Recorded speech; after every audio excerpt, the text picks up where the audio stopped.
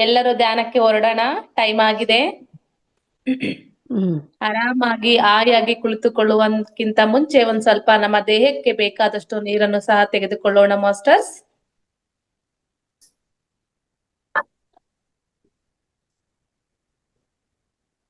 Specs ಯಾರಾದ್ರು ಹಾಕೊಂಡಿದ್ರೆ ಸಹ ಅದನ್ನು ಎತ್ತಿಟ್ಬಿಡಿ ಮಾಸ್ಟರ್ಸ್. ಸುಖ ಸ್ಥಿರ ಆಸನದಲ್ಲಿ ಕುಳಿತುಕೊಳ್ಳೋಣ. ನಮಗೆ ಯಾವ ಜಾಗ ಸೂಕ್ತ ಅನ್ಸುತ್ತೋ ಆ ಜಾಗದಲ್ಲಿ ಕುಳಿತುಕೊಳ್ಳೋಣ ಮಾಸ್ಟರ್ಸ್. ಸುಖವಾಗಿ ಆಯಾಗಿ ಕುಳಿತುಕೊಳ್ಳೋಣ. ಎರಡೂ ಕೈಗಳನ್ನು ಕೈಗಳೊಳಗೆ ಸೇರಿಸಿಕೊಳ್ಳೋಣ. ಕಣ್ಣುಗಳನ್ನು ಸಹ ಮೃದುವಾಗಿ ಮುಚ್ಚೋಣ ಮಾಸ್ಟರ್ಸ್. ಕಾಲುಗಳನ್ನು ಸಹ ಕ್ರಾಸ್ ಮಾಡಿಕೊಳ್ಳೋಣ. ಪ್ರಕೃತಿ ಸಹಜವಾಗಿ ನಡೆಯುತ್ತಿರುವ ಉಸಿರಾಟದ ಕ್ರಿಯೆಯನ್ನು ಗಮನಿಸುತ್ತಿರಬೇಕು ಮಾಸ್ಟರ್ಸ್.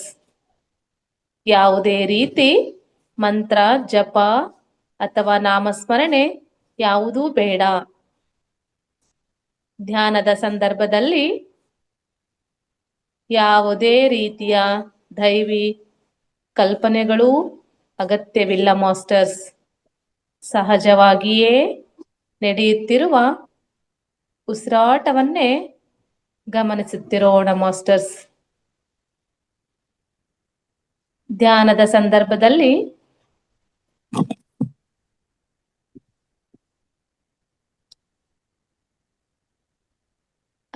ಅನೇಕ ಆಲೋಚನೆಗಳು ಬರುತ್ತಿರಬಹುದು.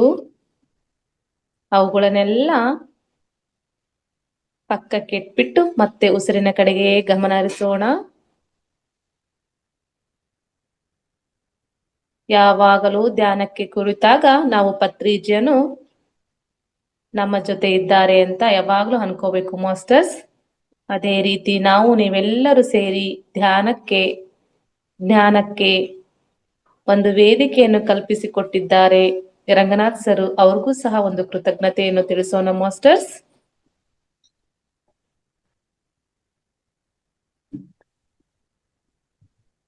ಪ್ರತಿದಿನ ಯಾರ ವಯಸ್ಸು ಎಷ್ಟಿದೆಯೋ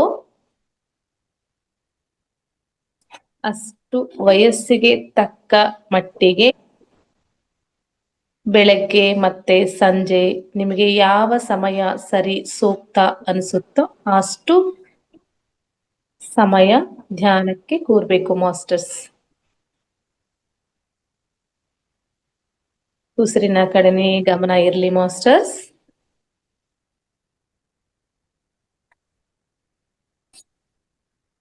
ಮ್ಯೂಸಿಕ್ ಪ್ಲೀಸ್ ಮ್ಯಾಮ್.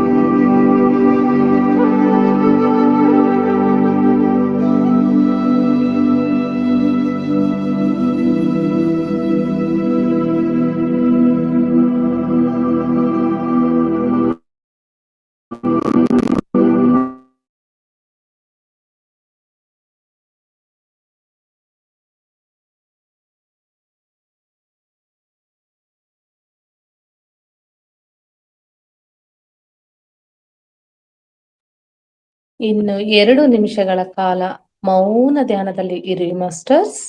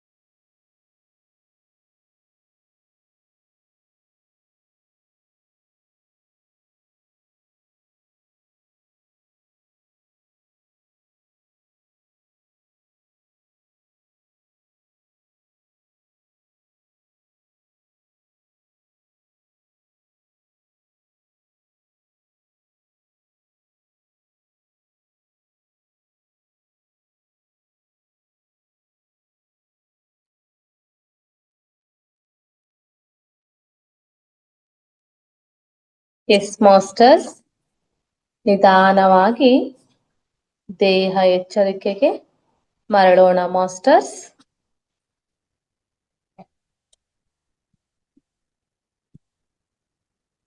ಧ್ಯಾನ ಸ್ಥಿತಿಯಿಂದ ದೇಹ ಸ್ಥಿತಿಗೆ ಮರಳೋಣ ಮಾಸ್ಟರ್ಸ್. ಕೈ ಕಾಲುಗಳನ್ನು ಸಡಿಲ ಮಾಡಿಕೊಳ್ಳೋಣ.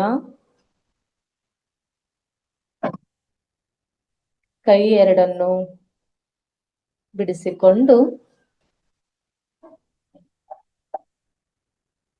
ನಿಮ್ಮ ಎರಡೂ ಕೈಗಳ ಮೇಲೆ ಚೆನ್ನಾಗಿ ಕೈಗಳನ್ನು ಉಜ್ಜಿ ಕಣ್ಣುಗಳ ಮೇಲೆ ಇರಿಸಿ ಮಾಸ್ಟರ್ಸ್. ನಿಮ್ಮ ಕಣ್ಣುಗಳ ನೇರವಾಗಿ ಕೈಗಳನ್ನು ತೆಗೆದುಕೊಂಡು ಬಂದು ಮೃದುವಾಗಿ ಕಣ್ಣುಗಳನ್ನು ಬಿಡುತ್ತಾ ನಿಮ್ಮ ಹಸ್ತ ರೇಖೆಗಳನ್ನೇ ನೋಡಿ masters.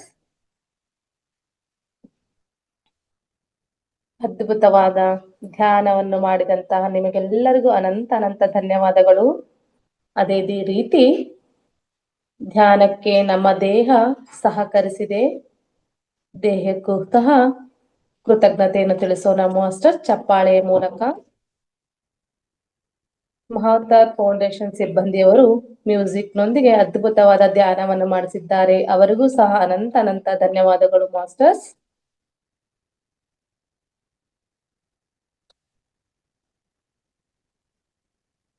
Yes masters, thank you so much. ಎಲ್ಲರೂ ಅದ್ಭುತವಾದ ಧ್ಯಾನ ಸಾಧನೆಯನ್ನು ಮಾಡಿಕೊಂಡು ಬಂದಿದ್ದೀರಾ. ಅದೇ ರೀತಿ ಇವತ್ತು ಒಂದು ಮುದ್ರೆಗಳನ್ನು ಪರಿಚಯ ಮಾಡಿಕೊಡಲಾಗುತ್ತೆ ಮಾಸ್ಟರ್ಸ್. ವಜ್ರ ಮುದ್ರಾ ಅಂತ ಹೇಳಿ ಮಾಸ್ಟರ್ಸ್ ಇದರ ಹೆಸರು. ಈ ಮುದ್ರೆ ಬಂದ್ಬಿಟ್ಟು ಹೆಬ್ಬೆರಳು ಮಾಸ್ಟರ್ಸ್. ಹೆಬ್ಬೆರಳಿನ ಮತ್ತೆ ದೊಡ್ಡ ಬೆರಳಿನ ಬಲಭಾಗಕ್ಕೆ ಬಲ ಹಸ್ತದ ಹೆಬ್ಬೆರಳಿನ ತುದಿಯನ್ನು ಮಧ್ಯ ಬೆರಳಿನ ಉಂಗುರ ಬಲಭಾಗಕ್ಕೆ ಒತ್ತಿ ಇಡಬೇಕು ಮಾಸ್ಟರ್ಸ್. ಅದೇ ರೀತಿ ಉಂಗುರದ ಬೆರಳಿನ ಬಲ ತುದಿಯನ್ನು ಮಧ್ಯ ಉಗುರಿನ ಎಡತುದಿಗೆ ಹಾಗೂ ಕಿರು ಉಗುರಿನ ಬಲ ತುದಿಯನ್ನು ಅನಾಮಿಕ ತುದಿಗೆ ಹೊತ್ತಿಕೊಳ್ಳುವುದು. ಇನ್ನ ಮಿಕ್ಕ ತೋರು ಬೆರಳನ್ನು ನೇರವಾಗಿ ಇರಿಸ್ಬೇಕು ಮಾಸ್ಟರ್ಸ್. ಇನ್ನ ಒಂದು ಮಿಕ್ಕ ತುದಿ ಏನಿದೆಯೋ ಇದು ತೋರು ಬೆರಳು, ಇದನ್ನ ನೇರವಾಗಿ ಇರಿಸ್ಬೇಕು ಮಾಸ್ಟರ್ಸ್. ಎಲ್ಲವನ್ನು ಬಲ ತುದಿಗೆ ಹಿಡ್ಕೊಳ್ಬೇಕು ಮಾಸ್ಟರ್ಸ್. ಹೆಬ್ಬೆರಳಿಂದ ದೊಡ್ಡ ಬೆರಳಿನ ಬಲ ತುದಿಗೆ, ಅದೇ ರೀತಿ ಉಂಗುರ ಬೆರಳು ದೊಡ್ಡ ಕೈ ಬೆರಳಿದೆಯಲ್ಲ ಅದೇ ಇದನ್ನ ಬಲ ತುದಿಗೆ ಹಿಡ್ಕೋಬೇಕು. ಅದೇ ರೀತಿ ಲಾಸ್ಟ್ ಇಂದು ಕಿರು ಬೆರಳು ಸಹ ಅನಾಮಿಕ ತುದಿಗೆ ಹೊತ್ತಿಕೊಳ್ಳುವುದು. ಮತ್ತೆ ಉಂಗುರ ಬೆರಳನ್ನ ತೋರು ಬೆರಳನ್ನ ನೇರವಾಗಿ ಇಟ್ಕೋಬೇಕು ಮಾಸ್ಟರ್ಸ್. ಇದನ್ನ ನಾವು ವಜ್ರ ಮುದ್ರೆ ಎನಿಸುತ್ತದೆ ಇದು. ಅದೇ ರೀತಿ ಬಲಗೈ ಅಷ್ಟೇ ಅಂತ ಎಲ್ಲ ಮಾಸ್ಟರ್ಸ್, ಎಡಗೈನೂ ಮಾಡ್ಬೋದು, ಬಲಗೈ ಇದ್ದನು ಇದನ್ನ ನಾವು ಮುದ್ರೆಯನ್ನ ಮಾಡ್ಬೋದು ಮಾಸ್ಟರ್ಸ್. ಇದ್ರ ವಿಶೇಷತೆ ಏನಪ್ಪಾ ಅಂತಂದ್ರೆ, ಭೂತತ್ವವು ಕಡಿಮೆ ಆದಾಗ ಕಡಿಮೆ ರಕ್ತದೊತ್ತಡ ಉಂಟಾಗುತ್ತದೆ. ಜಠರ, ಹೃದಯ ಮತ್ತು ಮೆದು ಜೀರಕ ಗ್ರಂಥಿಗಳು ಸಹ ಭೂತತ್ವಕ್ಕೆ ಸೇರಿದೆ. ಈ ಯಾವುದೇ ಅಂಗಾಂಗಗಳಲ್ಲಿ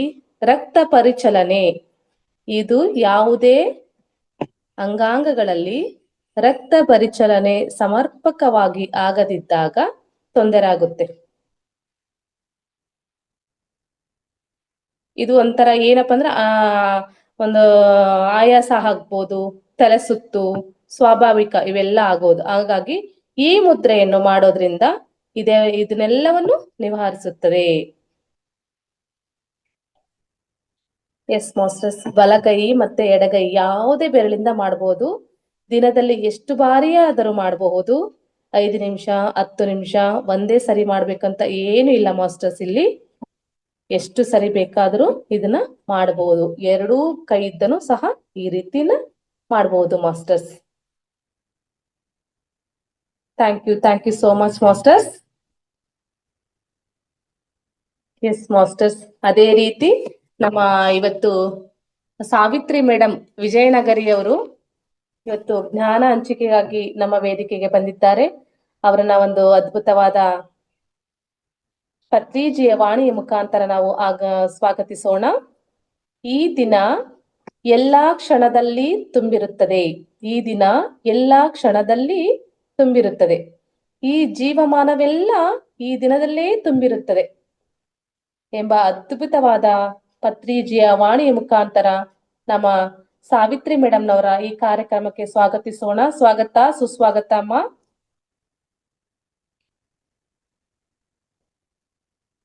S ma, over to you.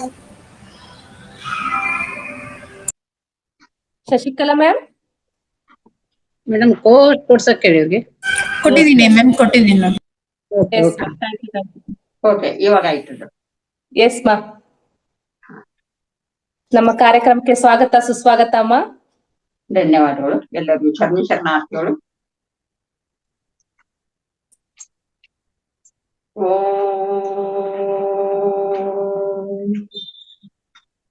Shri ಗುರುವೆ, ಸತ್ಕ್ರಿಯ ಆಗರವೇ, ಸುಜ್ಞಾನ ಸಾಗರವೇ, ಎನ್ನ ಮತಿಗೆ ಮಂಗಳವಿಟ್ಟು ರಾಗದಂ ಬೇಗ ಕರುಪೆಯಾಗು. ಎಲ್ಲರಿಗೂ ಶರಣಾರ್ಥಿಗಳೊಂದಿಗೆ ಇವತ್ತಿನ ಈ ಶುಭ ಸಮಯದಲ್ಲಿ ಒಂದು ಜ್ಞಾನ ಯೋಗದ ಕಾರ್ಯಕ್ರಮವನ್ನು ಹಂಚಿಕೊಳ್ಳಲು ನಾನು ಇಲ್ಲಿ ಒಂದು ಸೇವಾ ಮನೋಭಾವದಿಂದ ನಾನು ಇಲ್ಲಿ ಭಾಗವಹಿಸ್ತಾ ಇದ್ದೇನೆ. ಇದಕ್ಕೆ ಅನುವು ಮಾಡಿಕೊಟ್ಟಂತ ತಮ್ಮೆಲ್ಲರಿಗೂ ಅನಂತ ಧನ್ಯವಾದಗಳು.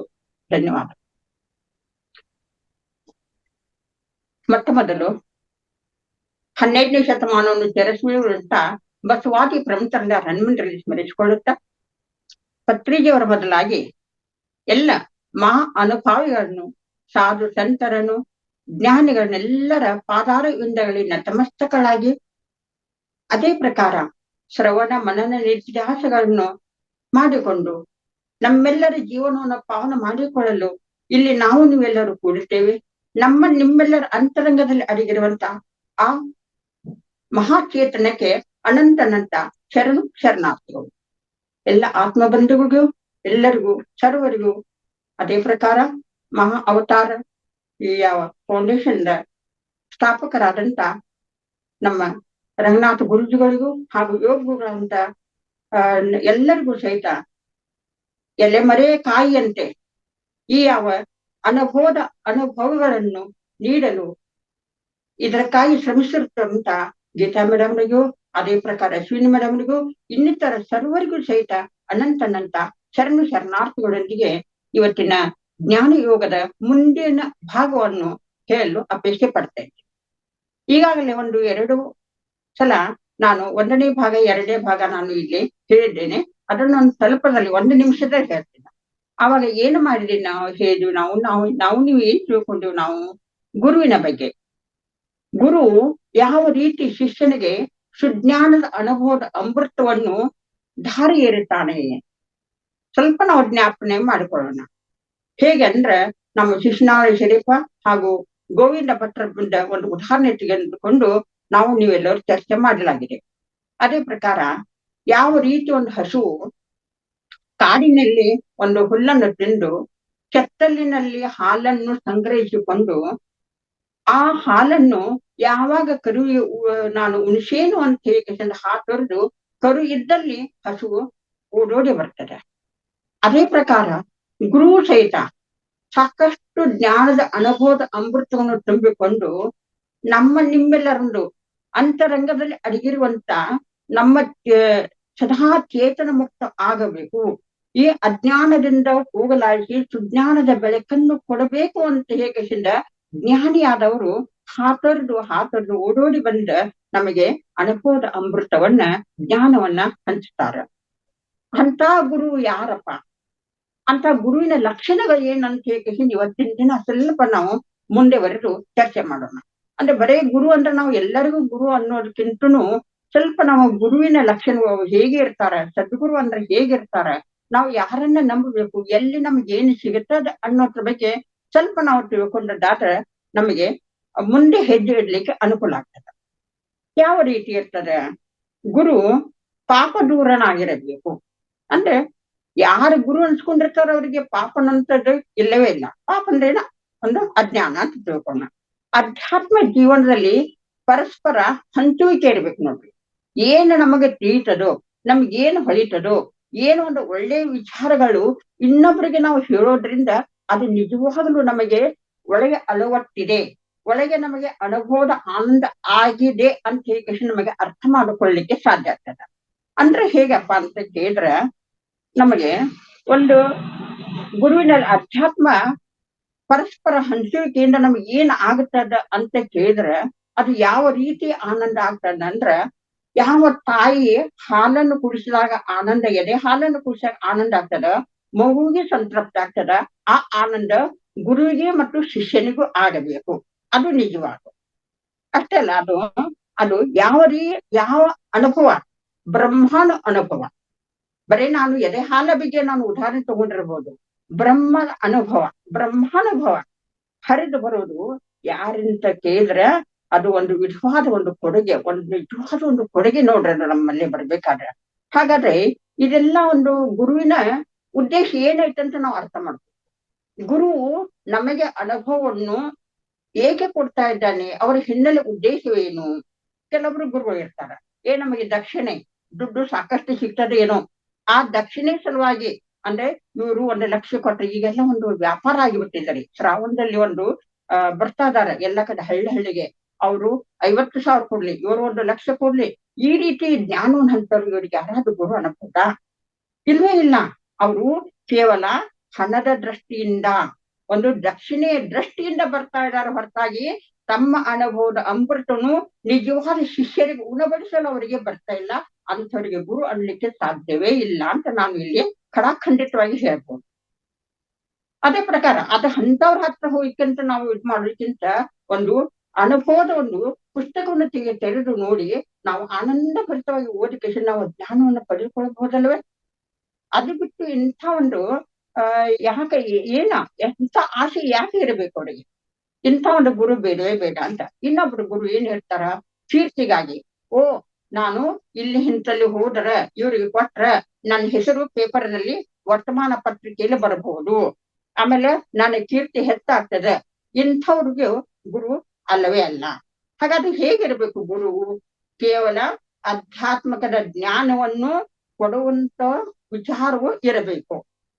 ಅಷ್ಟೆಲ್ಲ ಅದನ್ನ ಮಾತ್ರ ಕೊಡ್ತಾ ಕೊಡ್ತಾ ಕೊಡ್ತಾ ಆನಂದವಾಗಿರ್ಬೇಕು, ಕಾತರಿಸುತ್ತಾ ಇರ್ಬೇಕು. ಅದನ್ನು ಕೊಡುವುದರಲ್ಲಿ ತಮ್ಮ ಏನಿರ್ಬೇಕು, ಆತ್ಮದ ಆನಂದದೊಂದಿಗೆ ಇನ್ನೊಬ್ಬರ ಆನಂದವನ್ನು ನೋಡ್ಬೇಕು ಅಲ್ಲಿ. ಅಂದಾಗ ಮಾತ್ರ ಅವ್ರಿಗೆ ನಿಜವಾದ ಗುರು ಅಂತ ಅನ್ಸ್ಕೊಳ್ಳಿಕ್ಕೆ ಸಾಧ್ಯದ. ಅಲ್ಲಿ ಯಾವ ರೀತಿ ಇರ್ತದಂದ್ರ, ಅಂತ ಶಿಶು ಬಂದಾಗ ನನಗ ಆನಂದ ಅಂದ್ರ ಅಲ್ಲಿ ಒಂದು ಏನ್ ಇರ್ತದ ಅಂತ ಕೇಳಿದ ಒಂದು ತೃಪ್ತಿ ಇರ್ತದ. ಕೊಟ್ಟವನಿಗೆ ತೃಪ್ತಿ ಇರ್ತದೆ, ತೆಗೆದುಕೊಂಡವನಿಗೆ ತೃಪ್ತಿ ಇರ್ತದೆ. ಅದು ಮಾತ್ರ ಗುರು ಭಾವನೆ ಅಲ್ಲಿ ಇಲ್ಲ, ಶಿಷ್ಯ ಭಾವನೆನೂ ಇಲ್ಲ. ಗುರು ಶಿಷ್ಯ ಅನ್ನುವಂತ ಭಾವನೆಗಳನ್ನು ಮೀರಿ ಅಲ್ಲಿ ಏಕತಾ ಮನೋಭಾವನೆ ಬರ್ಬೇಕು ನೋಡ್ರಿ. ಏಕತಾ ಮನೋಭಾವನೆ ಎಲ್ಲಿ ಬರ್ತದ ಅಂದ್ರ ತೆಗೆದುಕೊಂಡವನಿಗೂ ಏನಾಗ್ಬೇಕು, ಕೃತಾರ್ಥನಾಗಬೇಕು, ಆಮೇಲೆ ಕೊಟ್ಟವ್ರಿಗೂ ಕೃತಾರ್ಥ ಭಾವನೆ ಉಂಟಾಗಬೇಕು ಅಂತ ಏಕದಿಂದ ಗುರು ಹೇಳೋದನ್ನ ಕೇಳುವಾಗ ಹೆಂಗಿರ್ಬೇಕು? ಹೌದಪ್ಪ, ಗುರು ಹೇಳ್ತಾ ಇದಾರ, ಈ ರೀತಿ ನಾವು ಗುರು ಸಿಕ್ಕಿದಾರ, ಈಗ ರಂಗನಾಥ ಗುರುಜಿಗಳು ಸಿಕ್ಕಿದಾರ, ಯಾವುದೇ ಫಲಾಪೇಕ್ಷೆ ಇಲ್ಲದ, ಯಾವುದೇ ಸ್ವಾರ್ಥ ಮನೋಭಾವ ಇಲ್ಲದ, ಎಷ್ಟು ಚೆನ್ನಾಗಿ ನಮಗೆಲ್ಲ ಒಂದು ಜ್ಞಾನದ ಅನುಭವದ ಹೊಳೆಯನ್ನ ಹರಿಸ್ತಾ ಇದ್ದಾರಲ್ವೇ? ಅಷ್ಟೆಲ್ಲ ಪ್ರತಿನಿತ್ಯ ಎಷ್ಟೊಂದು ಅನುಭವಿಗಳು, ಜ್ಞಾನಿಗಳು ನಮಗೆ ಎಂತೆಂಥ ಅನುಭವಗಳನ್ನ ಕೊಡ್ತಾ ಇದ್ದಾರೆ, ಎಂಥ ಒಂದು ತೃಪ್ತಿಯನ್ನು ಪಡಿಸ್ತಾ ಇದ್ದಾರೆ. ಆದ್ರೆ ಅದನ್ನೆಲ್ಲ ನಾವು ಎಷ್ಟರ ಮಟ್ಟಿಗೆ ನಾವು ತಿಳ್ಕೊಳ್ತಾ ಇದ್ದೀವಿ? ಅದೆಲ್ಲ ನಮಗೆ ತಿಳಿತಾ ಇದ್ದಾನೆ? ಹೋಗ್ಲಿ, ನಮಗೆ ಅವರು 1 ಗಂಟೆಯಲ್ಲಿ ನೀಡಿದಂಥದ್ದನ್ನು 1 ನಿಮಿಷದಲ್ಲಿ ಒಂದಾದ್ರೂ ನಾವು ನಮ್ಮಲ್ಲಿ ಅಳವಡಿಸ್ಕೊಂಡು ನಾವು ಅದರಂತೆ ನಡೀತಾ ಇದ್ದಾವೆ? ನಮ್ಮ ಆತ್ಮಾವಲೋಕವನ್ನು ನಾವೇ ಮಾಡಿಕೊಳ್ಬೇಕಾಯ್ತು. ಹೌದಾ? ಹಾಗಾದ್ರೆ ಗುರು ಹೇಳೋದನ್ನು ಕೇಳುವಾಗ ನಮ್ಗೆ ಹೇಗಿರ್ಬೇಕು? ಈಗ ರಂಗನಾಥ ಗುರುಜಿ ಆಗ್ಲಿ, ಆಮೇಲೆ ನಾಗರಾಜ ಗುರು ಆಗ್ಲಿ ಪ್ರತಿನಿತ್ಯ ಹೇಳ್ತಾ ಇದಾರಲ್ಲ, ಅವ್ರು ಹೇಳೋದನ್ನು ನಾವು ಹೇಗೆ ಕೇಳ್ಬೇಕಂತ ಕೇಳಿದ್ರ, ನಾವು ಭಕ್ತಿಯಿಂದ ಕೇಳ್ಬೇಕು. ನಮ್ಮಲ್ಲಿ ಶ್ರದ್ಧೆ ಇರಬೇಕು ನೋಡ್ರಿ. ನಮ್ಮಲ್ಲಿ ಶ್ರದ್ಧೆ ಮನೋಭಾವನೆ ಇರಬೇಕು. ನಮ್ಮ ಮನಸ್ಸಿನೆಲ್ಲ ಏನ್ ಮಾಡ್ಬೇಕು, ಆ ವಿಷಯದೊಂದಿಗೆ ಕೇಂದ್ರೀಕೃತ ಮಾಡ್ಕೊಳ್ಬೇಕು ನೋಡ್ರಿ. ಅವ್ರು ಏನ್ ಹೇಳ್ತಾ ಇದಾರಂತೆ ಕಿಸಿಂದ ನಮ್ಮಲ್ಲಿ ಏನಾಗ್ಬೇಕು, ಕೇಂದ್ರೀಕೃತ. ಆ ನಮ್ಮ ಮನಸ್ಸೆಲ್ಲ, ಬುದ್ಧಿ ಎಲ್ಲ ಕೇಂದ್ರೀಕೃತ ಮಾಡಿಕೊಂಡಾಗ ಮಾತ್ರ ಆ ಹೇಳುವಂತ ವಿಷಯ ನಮ್ಮ ಹೃದಯದಲ್ಲಿ, ನಮ್ಮ ಭಾವನೆಯಲ್ಲಿ ಇಳಿದು ನಮಗೆ ತೃಪ್ತಿಯನ್ನು ಕೊಡಬಲ್ಲದು. ಯಾವ ರೀತಿ? ಒಂದ್ ರೀತಿ ಹೇಳ್ತಾರ, ಶ್ರವಣ ಮನನ ನಿಧಿಧ್ಯಾಸ. ಹೌದಾ? ಒಂದು ಹಸು ದನಕರುಗಳು ಹುಲ್ಲನ್ನು ಮೇಯ್ದು ಅದ್ ಏನ್ ಮಾಡ್ತಾವ, ಆಮೇಲೆ ಮನೆಗೆ ಹೋಗಿ ಅದನ್ನು ಹುಲ್ಲನ್ನೆಲ್ಲ ಹೊರಗಡೆ ತೆಗೆದು ಅದನ್ನು ಬಾಯಲ್ಲಿ ತೆಗಳಿಸಿ ಕೊನೆಗೆ ಅದರ ರಸವನ್ನು ಏನ್ ಮಾಡ್ತಾವ, ಆನಂದ ಭರಿತವಾಗಿ ಕಣ್ಣು ಮುಚ್ಚಿ ಅದನ್ನ ಏನ್ ಮಾಡ್ತಾವ, ಮತ್ತೆ ಮರಳಿ ಸ್ವೀಕಾರ ಮಾಡ್ತಾವ. ಹೌದಾ? ಎಷ್ಟೊಂದ ಅಲ್ಲಿ ಆನಂದ ಆಗ್ತದೆ ನೋಡ್ರಿ. ಆ ಧ್ಯಾನಾವಸ್ಥೆಯಲ್ಲಿ ಇರ್ತಾವ ಏನೋ ದನಕರುಗಳು ಅನ್ನುವಂತ ಮನೋಭಾವ ನಮಗೆ ಬರ್ತದ. ಅದೇ ಪ್ರಕಾರ ನಾವು ಸಹಿತ ಅಂತ ಗುರುಗಳಿಂದ ನಾವು ಏನ್ ಮಾಡ್ಬೇಕು, ಸಂಪೂರ್ಣ ಮನಸ್ಸನ್ನ ಕೇಂದ್ರೀಕೃತವನ್ನಾಗಿ ಮಾಡಿಕೊಂಡು ಅವ್ರು ಹೇಳುವಂತ ವಿಷಯದತ್ತ ನಾವು ನಮ್ಮ ಮನಸ್ಸೆಲ್ಲ ಹೇಳುವುದ್ರ ಮೇಲೆ ಕೇಂದ್ರೀಕರಿಸಿಕೊಂಡಾಗ, ಬರೀ ಶ್ರವಣ ಅಂದ್ರೆ ಅಂತ ನಾನು ಇಲ್ಲಿ ಸ್ವಲ್ಪದಲ್ಲಿ ನಾನು ಹೇಳ್ತಾ ಇದ್ದೇನೆ. ಶ್ರವಣ ಅಂದ್ರ ಒಂದು ಗುರುವಿನ ವ್ಯಕ್ತಿತ್ವದ ಕಡೆಗೆ ಪ್ರಭಾವಕ್ಕೆ ಬಿಟ್ರೆ ಒಂದು ವಿಷಯವನ್ನ ಚೆನ್ನಾಗಿ ತಿಳಿದುಕೊಳ್ಳಿಕ್ಕೆ ಆಗ್ತದ. ಅಂದ್ರ ಈಗ ನಾವು ಆ ಗುರುವಿನ ವ್ಯಕ್ತಿತ್ವ ನಾವು ವಿಚಾರ ಮಾಡೋದಿಲ್ಲ, ಅವ್ರು ಏನ್ ಹೇಳ್ತಾ ಇದಾರಲ್ಲ ಅದನ್ನ ಮಾತ್ರ ನಾವು ವಿಚಾರ ಮಾಡ್ಬೇಕು. ಅವ್ರು ಹೇಳುವಂತ ವಿಷಯ ಅವ್ರ ವೈಯಕ್ತಿಕ ನಮಗೇನ್ ಬೇಕಾಗಿದೆ, ಅವ್ರು ಏನ್ ಹೇಳ್ತಾ ಇದಾರ ಅನ್ನೋದ್ರ ಬಗ್ಗೆ ನಾವು ಸಂಪೂರ್ಣ ಅದ್ರ ಕಡೆ ಗಮನ ಕೊಡ್ತಿರ್ಬೇಕು. ಈಗ ಒಂದು ಉಪನಿಷತ್ ಹೇಳ್ತಾರೆ. ಉಪನಿಷತ್ತು ಅಂದ್ರೆ ಏನು? ಉಪ ಅಂದ್ರ ಸಮೀಪ, ಆಮೇಲೆ ಹತ್ತಿರ ಕುಳಿತುಕೊಂಡು ಕೇಳೋದು. ಅಂದ್ರೆ ಈಗ ನಾವು ಏನ್ ಮಾಡ್ತೇವೆ, ಏನಾದ್ರೂ ಕೆಲಸ ಇಲ್ಲಿ ನಾವು ಧ್ಯಾನ ಮಾಡ್ತೇವೆ ಅಥವಾ ನಾವು ಕೇಳ್ತಾ ಇರ್ತೇವೆ, ನಾವು ಏನಾದ್ರೂ ಒಳಗಡೆ ಏನ್ ಮಾಡ್ತೀವಿ, ಇಲ್ಲಿ ನಮ್ಮ ಒಲೆ ಮೇಲೆ ಹಾಲು ಇಟ್ಟು ಬಂದು ನಾವು ಧ್ಯಾನ ಕುಂತ ನಿಜವಾಗ್ಲೂ ಅದು ಧ್ಯಾನ ಆಗುತ್ತಾ? ಇಲ್ಲವಲ್ಲ. ಅದೇ ಪ್ರಕಾರ ನಾವು ಏಕಾಗ್ರತೆಯಿಂದ ನಾವು ಕೂತುಕೊಂಡ ಕಸಿಂದ ಅನುಭವವನ್ನ ನಾವು ತಿಳ್ಕೊಂಡಾದ್ರೆ ಇದುವೇ ಒಂದು ಏನಾಗ್ತೈತೆ ಅದ ಶ್ರವಣ ಅಂತ ಅನ್ಸ್ಕೊಳ್ತದೆ. ಹಾಗಾದ್ರೆ ಮನನ ಅಂದ್ರೆ ಏನು ಸ್ವಲ್ಪ ವಿಚಾರ ಮಾಡೋಣ. ಮನನ ಅಂದ್ರೆ ಏನು? ಇದು ಅವ್ಯಾಹತವಾಗಿ ನಿರಂತರವಾಗಿ ನಡೆಯುವಂತ ಕ್ರಿಯೆ ಮನನ. ಅಂದ್ರೆ ಏನಪ್ಪಾ, ಇದು ಸದಾ ಕಾಲ ಕೆಲಸ ಮಾಡ್ಬೇಕು ನೋಡ್ರಿ. ನಮ್ಮೊಳಗೆ ಸದಾ ಕಾಲ ಬಿಟ್ಟು ಬಿಡದೆ ಕೆಲಸ ಮಾಡ್ಬೇಕಾರದು. ಮೊದಲು ಸ್ವಲ್ಪ ಕಷ್ಟ ಅನಿಸ್ತದ್ರದು. ಇವತ್ತು ಏನ್ ಹೇಳಿದ್ರು, ಬೆಳಗಿನ ಸಮಯದಲ್ಲಿ ಏನ್ ಹೇಳಿದ್ರು ರಂಗನಾಥ ಗುರುಜಿಯವರು, ಆಮೇಲೆ ಹಲವಾರು ಜ್ಞಾನಿಗಳು ಏನ್ ಹೇಳಿದ್ರು, ಸ್ವಲ್ಪ ನಾವು ಮನನ ಮಾಡ್ಕೊಳ್ಬೇಕಲ್ರಿ. ಮನುಷ್ಯನಲ್ಲಿ ನಾವು ಮನನ ಚಲನ ಇರ್ಬೇಕರದು. ಮೊದ್ಲೆ ಕಷ್ಟ ಆಗ್ಬಹುದು ನೋಡಿ. ವಿದ್ಯಾರ್ಥಿಗಳು ಕ್ಲಾಸ್ನಲ್ಲಿ ಇವತ್ತು ಬೆಳಗಿನಿಂದ ಒಂದು ಸಾಕಷ್ಟು ಪೀರಿಯಡ್ ಆಗ್ತಾವ, ಅದು ಅಭ್ಯಾಸ. ಅವರು ಶಿಕ್ಷಕರು ಏನ್ ಹೇಳಿದ್ರು, ಮನೆಗೆ ಬಂದ್ ಸ್ವಲ್ಪ ಮನನ ಮಾಡ್ಕೊಳ್ಬೇಕಲ್ಲದು. ಮನನ ಮಾಡ್ಕೊಂಡಾಗ ಮಾತ್ರ ಅದು ಇರ್ತದ, ಉಳಿತದ. ಅದು ಬಿಟ್ಟು ಅಲ್ಲೇ ಬಿಟ್ಟದಾದ್ರೆ ಆ ಹೇಳಿದವ್ರಿಗೂ ಏನಿಲ್ಲ ಉಪಯೋಗ ಇಲ್ಲ, ಹೇಳಿದವ್ರಿಗೂ ಉಪಯೋಗ ಇಲ್ಲ. ಅದಕ್ಕಾಗಿ ಇದು ಮೊದಲು ಕಷ್ಟ ಅನಿಸ್ತದ್ರದು.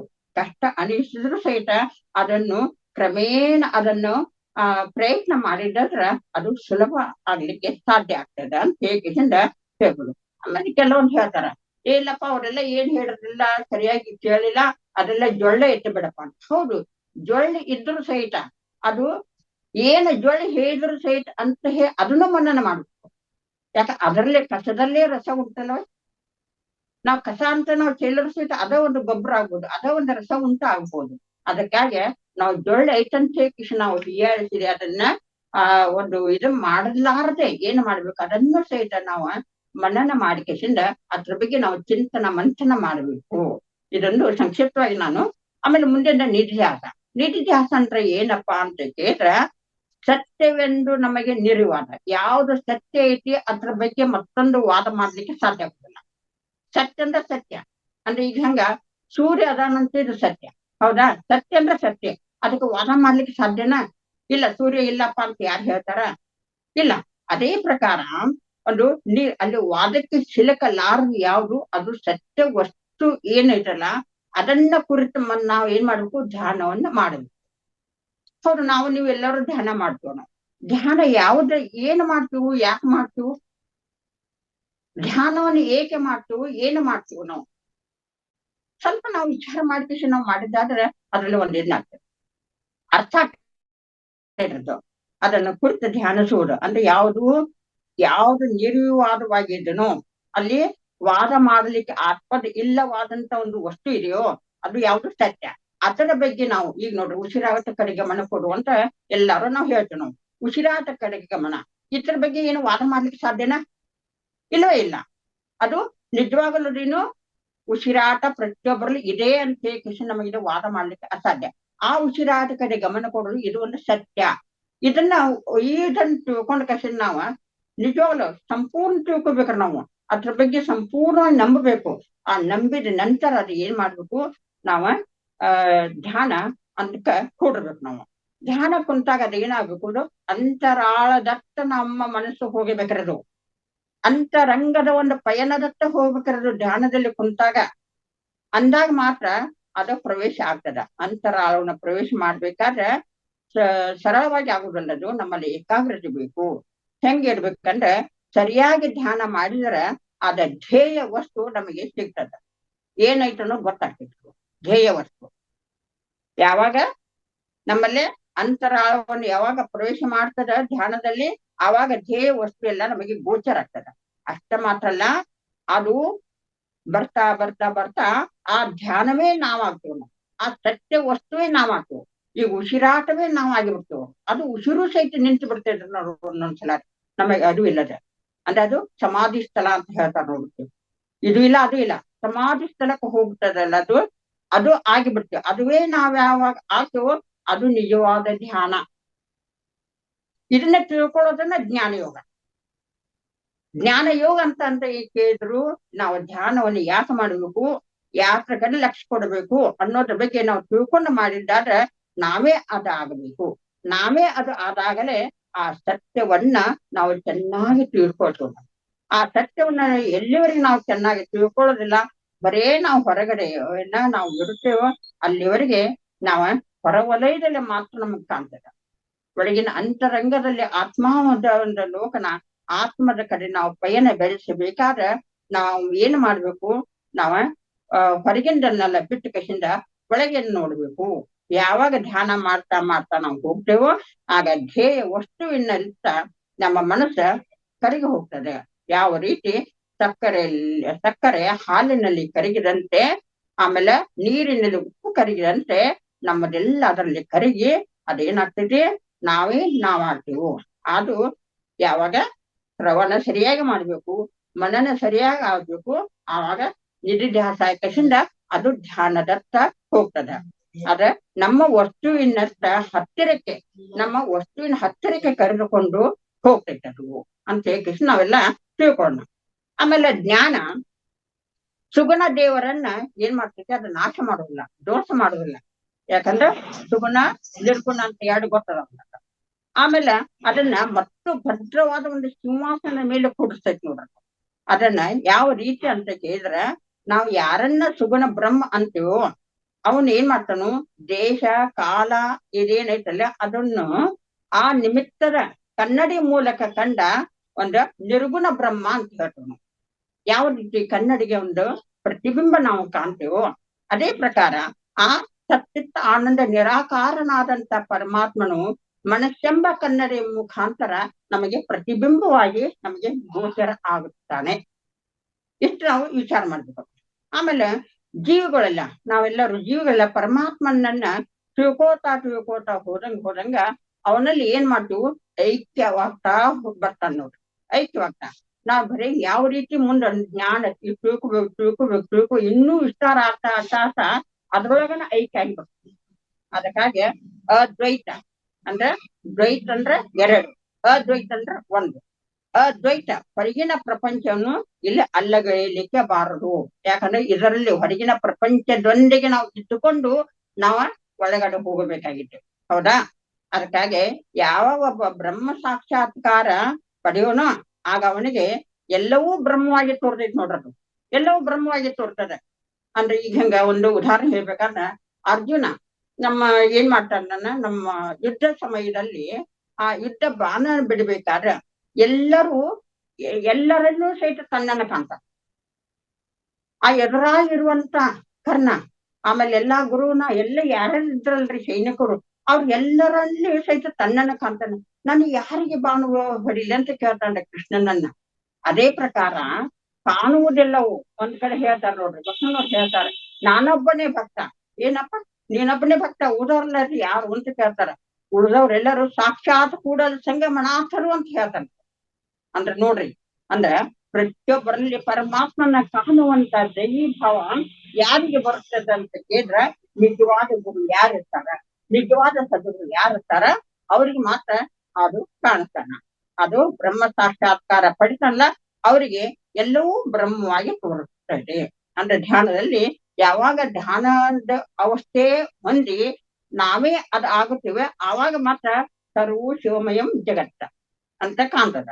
ಇದು ಅದ್ವೈತದ ಶಿಖರಕ್ಕೆ ಅನುಭವಕ್ಕೆ ಹೋಗಬೇಕಾದ್ರ ಇದಕ್ಕೆ ಏನ್ ಮಾಡ್ಬೇಕು, ಸಾಧನೆ ಬೇಕ್ರಿದು, ತಕ್ಷಣ ಆಗುದಿಲ್ರಿದು.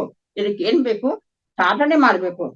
ಅಂದ್ರ ಸಾಧನೆ ಮಾಡಲಿಲ್ಲ ಇದು ತಕ್ಷಣ ನಮಗೆ ಸಿದ್ಧಿ ಆಗೋದಿಲ್ಲ. ಹಂಗಾದ್ರೆ ಹೆಂಗ್ ಮಾಡಪ್ಪ ಇತ್ತು, ಮಿಥ್ಯಾ ಪ್ರಪಂಚದಲ್ಲಿ ಇದೆಲ್ಲ ಏನಾಗೈತಂದ್ರೆ ನಮ್ಮ ಮನಸ್ಸ ಈ ಎಲ್ಲ ಏನ್ ಕಾಣ್ತೈತಂದ್ರೆ ಈ ಮಿಥ್ಯಾ ಪ್ರಪಂಚದಲ್ಲಿ ಸಾಕಷ್ಟು ಬೇಡವಾದದ ಸಂಸ್ಕಾರಗಳೆಲ್ಲ ತುಂಬಿಕೊಂಡಿರೋರು. ನಮ್ಮಲ್ಲೇ ಬೇಡವಾದ ಸಂಸ್ಕಾರಗಳೆಲ್ಲ ಸಂಗ್ರಹಿಸಿಗಿದೆ. ಇದನ್ನ ಮನಸ್ಸನ್ನು ಏನ್ ಮಾಡ್ಬೇಕೈತಿ, ಶುದ್ಧ ಮಾಡ್ಕೊಳ್ಬೇಕೈತಿ. ಶುದ್ಧ ಮಾಡ್ಕೊಂಡು ಯಾವಾಗ ಚಿತ್ತ ಶುದ್ಧ ಆಗ್ತಾ ಬರ್ತಿತ್ತು ಆವಾಗ ಏನಾಗ್ತೈತಿ, ನಮಗ ಆ ಪಾರದರ್ಶಕ ಅಂದ್ರ ಒಂದು ಸ್ವಚ್ಛವಾದ ಕನ್ನಡಿಯಂತೆ ಮನಸ್ಸು ಏನಾದ್ರು ಶುಭ್ರ ಕನ್ನಡಿಯಲ್ಲಿ ಯಾವ ರೀತಿ ಪ್ರತಿಬಿಂಬ ಹೊಳಿತೈತ್ಲ ಆ ರೀತಿ ನಮ್ಮ ಮನಸ್ಸು ಸಹಿತ ಆ ಸ್ಥಿತಿಗೆ ಹೋಗಿ ಮುಟ್ಟುತ್ತದೆ. ಇದನ್ನೇ ಪಡೆದು ನಮ್ಮ ಜನ್ಮ ಸಿದ್ಧ ಹಕ್ಕು. ಇದಕ್ಕಾಗಿ ನಾವೆಲ್ಲ ಹೋರಾಡೋದ್ರಿ, ಇದಕ್ಕಾಗಿ ನಾವು ಧ್ಯಾನ ಮಾಡೋದ್ರಿ. ನಾವೆಲ್ಲ ಇದನ್ನೆಲ್ಲ ಯಾತಕ ಬಂದಿವ್ರಿ, ನೀವೆಲ್ಲರೂ ಅಧ್ಯಾತ್ಮಕ ಏನ್ ಬೇಕಾಗಿತ್ರಿ, ನಾವು ಏನ್ ಪಡಿಬೇಕಾಗಿತಿ, ಆ ಸ್ಥಿತಿಯನ್ನು ಪಡೆಯೋದ್ರ ನಮ್ಮ ಜನ್ಮ ಸಿದ್ಧ ಹಕ್ಕು ಅಂತ ಹೇಳಿ ನಮ್ಮ ಹೃದಯದಲ್ಲಿ ಬರ್ಕೋಬೇಕ್ರಿದ್ದು. ನಾವು ಅದ ಪಾತಾಳಕ್ಕೆ ಹೋಗಿದ್ರು ಸಹಿತ ಬ್ರಹ್ಮನಲ್ಲಿರುವ ಸಚ್ಚಿತ್ ಆನಂದ ಅದು ಏನೈತ್ಲ ಅದು ಹಾಳಾಗೋದಿಲ್ಲ ನೋಡ್ರಿ. ನಾವು ಪಾಪಿಗಳು ಇರ್ಬೋದು, ಕೋಪಿಗಳು ಇರ್ಬೋದು, ನಾವು ಏನೇ ಇರ್ಬೋದು, ನಾವು ಯಾವುದೇ ಜನ್ಮದಲ್ಲಿ ಹುಟ್ಟಿರ್ಬೋದು, ಪಶು ಪಕ್ಷಿಯಾಗಿರ್ಬೋದು, ಆದ್ರ ಪರಮಾತ್ಮ ಏನ್ರ ಪರಮಾತ್ಮನ, ಅವನಿಗೆ ಯಾವುದೇ ರೀತಿ ಚ್ಯುತಿ ಇಲ್ಲ. ಈಗ ಒಂದು ಉದಾಹರಣೆ ಹೇಳ್ಬೇಕು. ಈಗ ಹಗಲೊತ್ತು ಸೂರ್ಯನ ಬೆಳಕು ನಮಗೆ ಬರ್ತಾ ಇದೆ. ಸೂರ್ಯನ ಬೆಳಕು ಬರ್ತಾ ಇರೋದ್ರಿಂದ ಅದನ್ನು ಸ್ವೀಕರಿಸಿದೆ.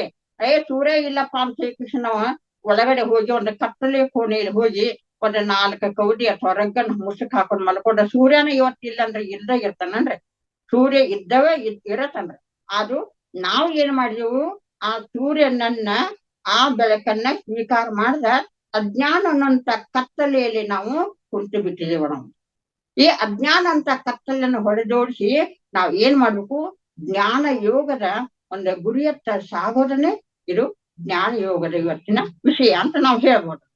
ಯಾವಾಗ ಈ ಆತಂಕಗಳೆಲ್ಲ ನಾವು ತೆಗೆದು ಉಗಿದಿಲ್ಲ ನೋಡ್ರಿ, ಇವೆಲ್ಲ ಆತಂಕಗಳ್ರಿ. ಇವೆಲ್ಲ ನಮ್ಮಲ್ಲಿ ಈ ಆತಂಕಗಳು ಏನೇನೋ ಇವೆಲ್ಲ ಏನಾಗ್ತಾವು, ಹೊಸದಾಗಿ ಇರ್ತಲ್ರಿ, ಅದು ನಮ್ಮೊಳಗೆ ಇರ್ತಿರ್ತದವು, ನಮ್ಮೊಳಗಿಂದಾರೆ ಹೆಂಗೆ.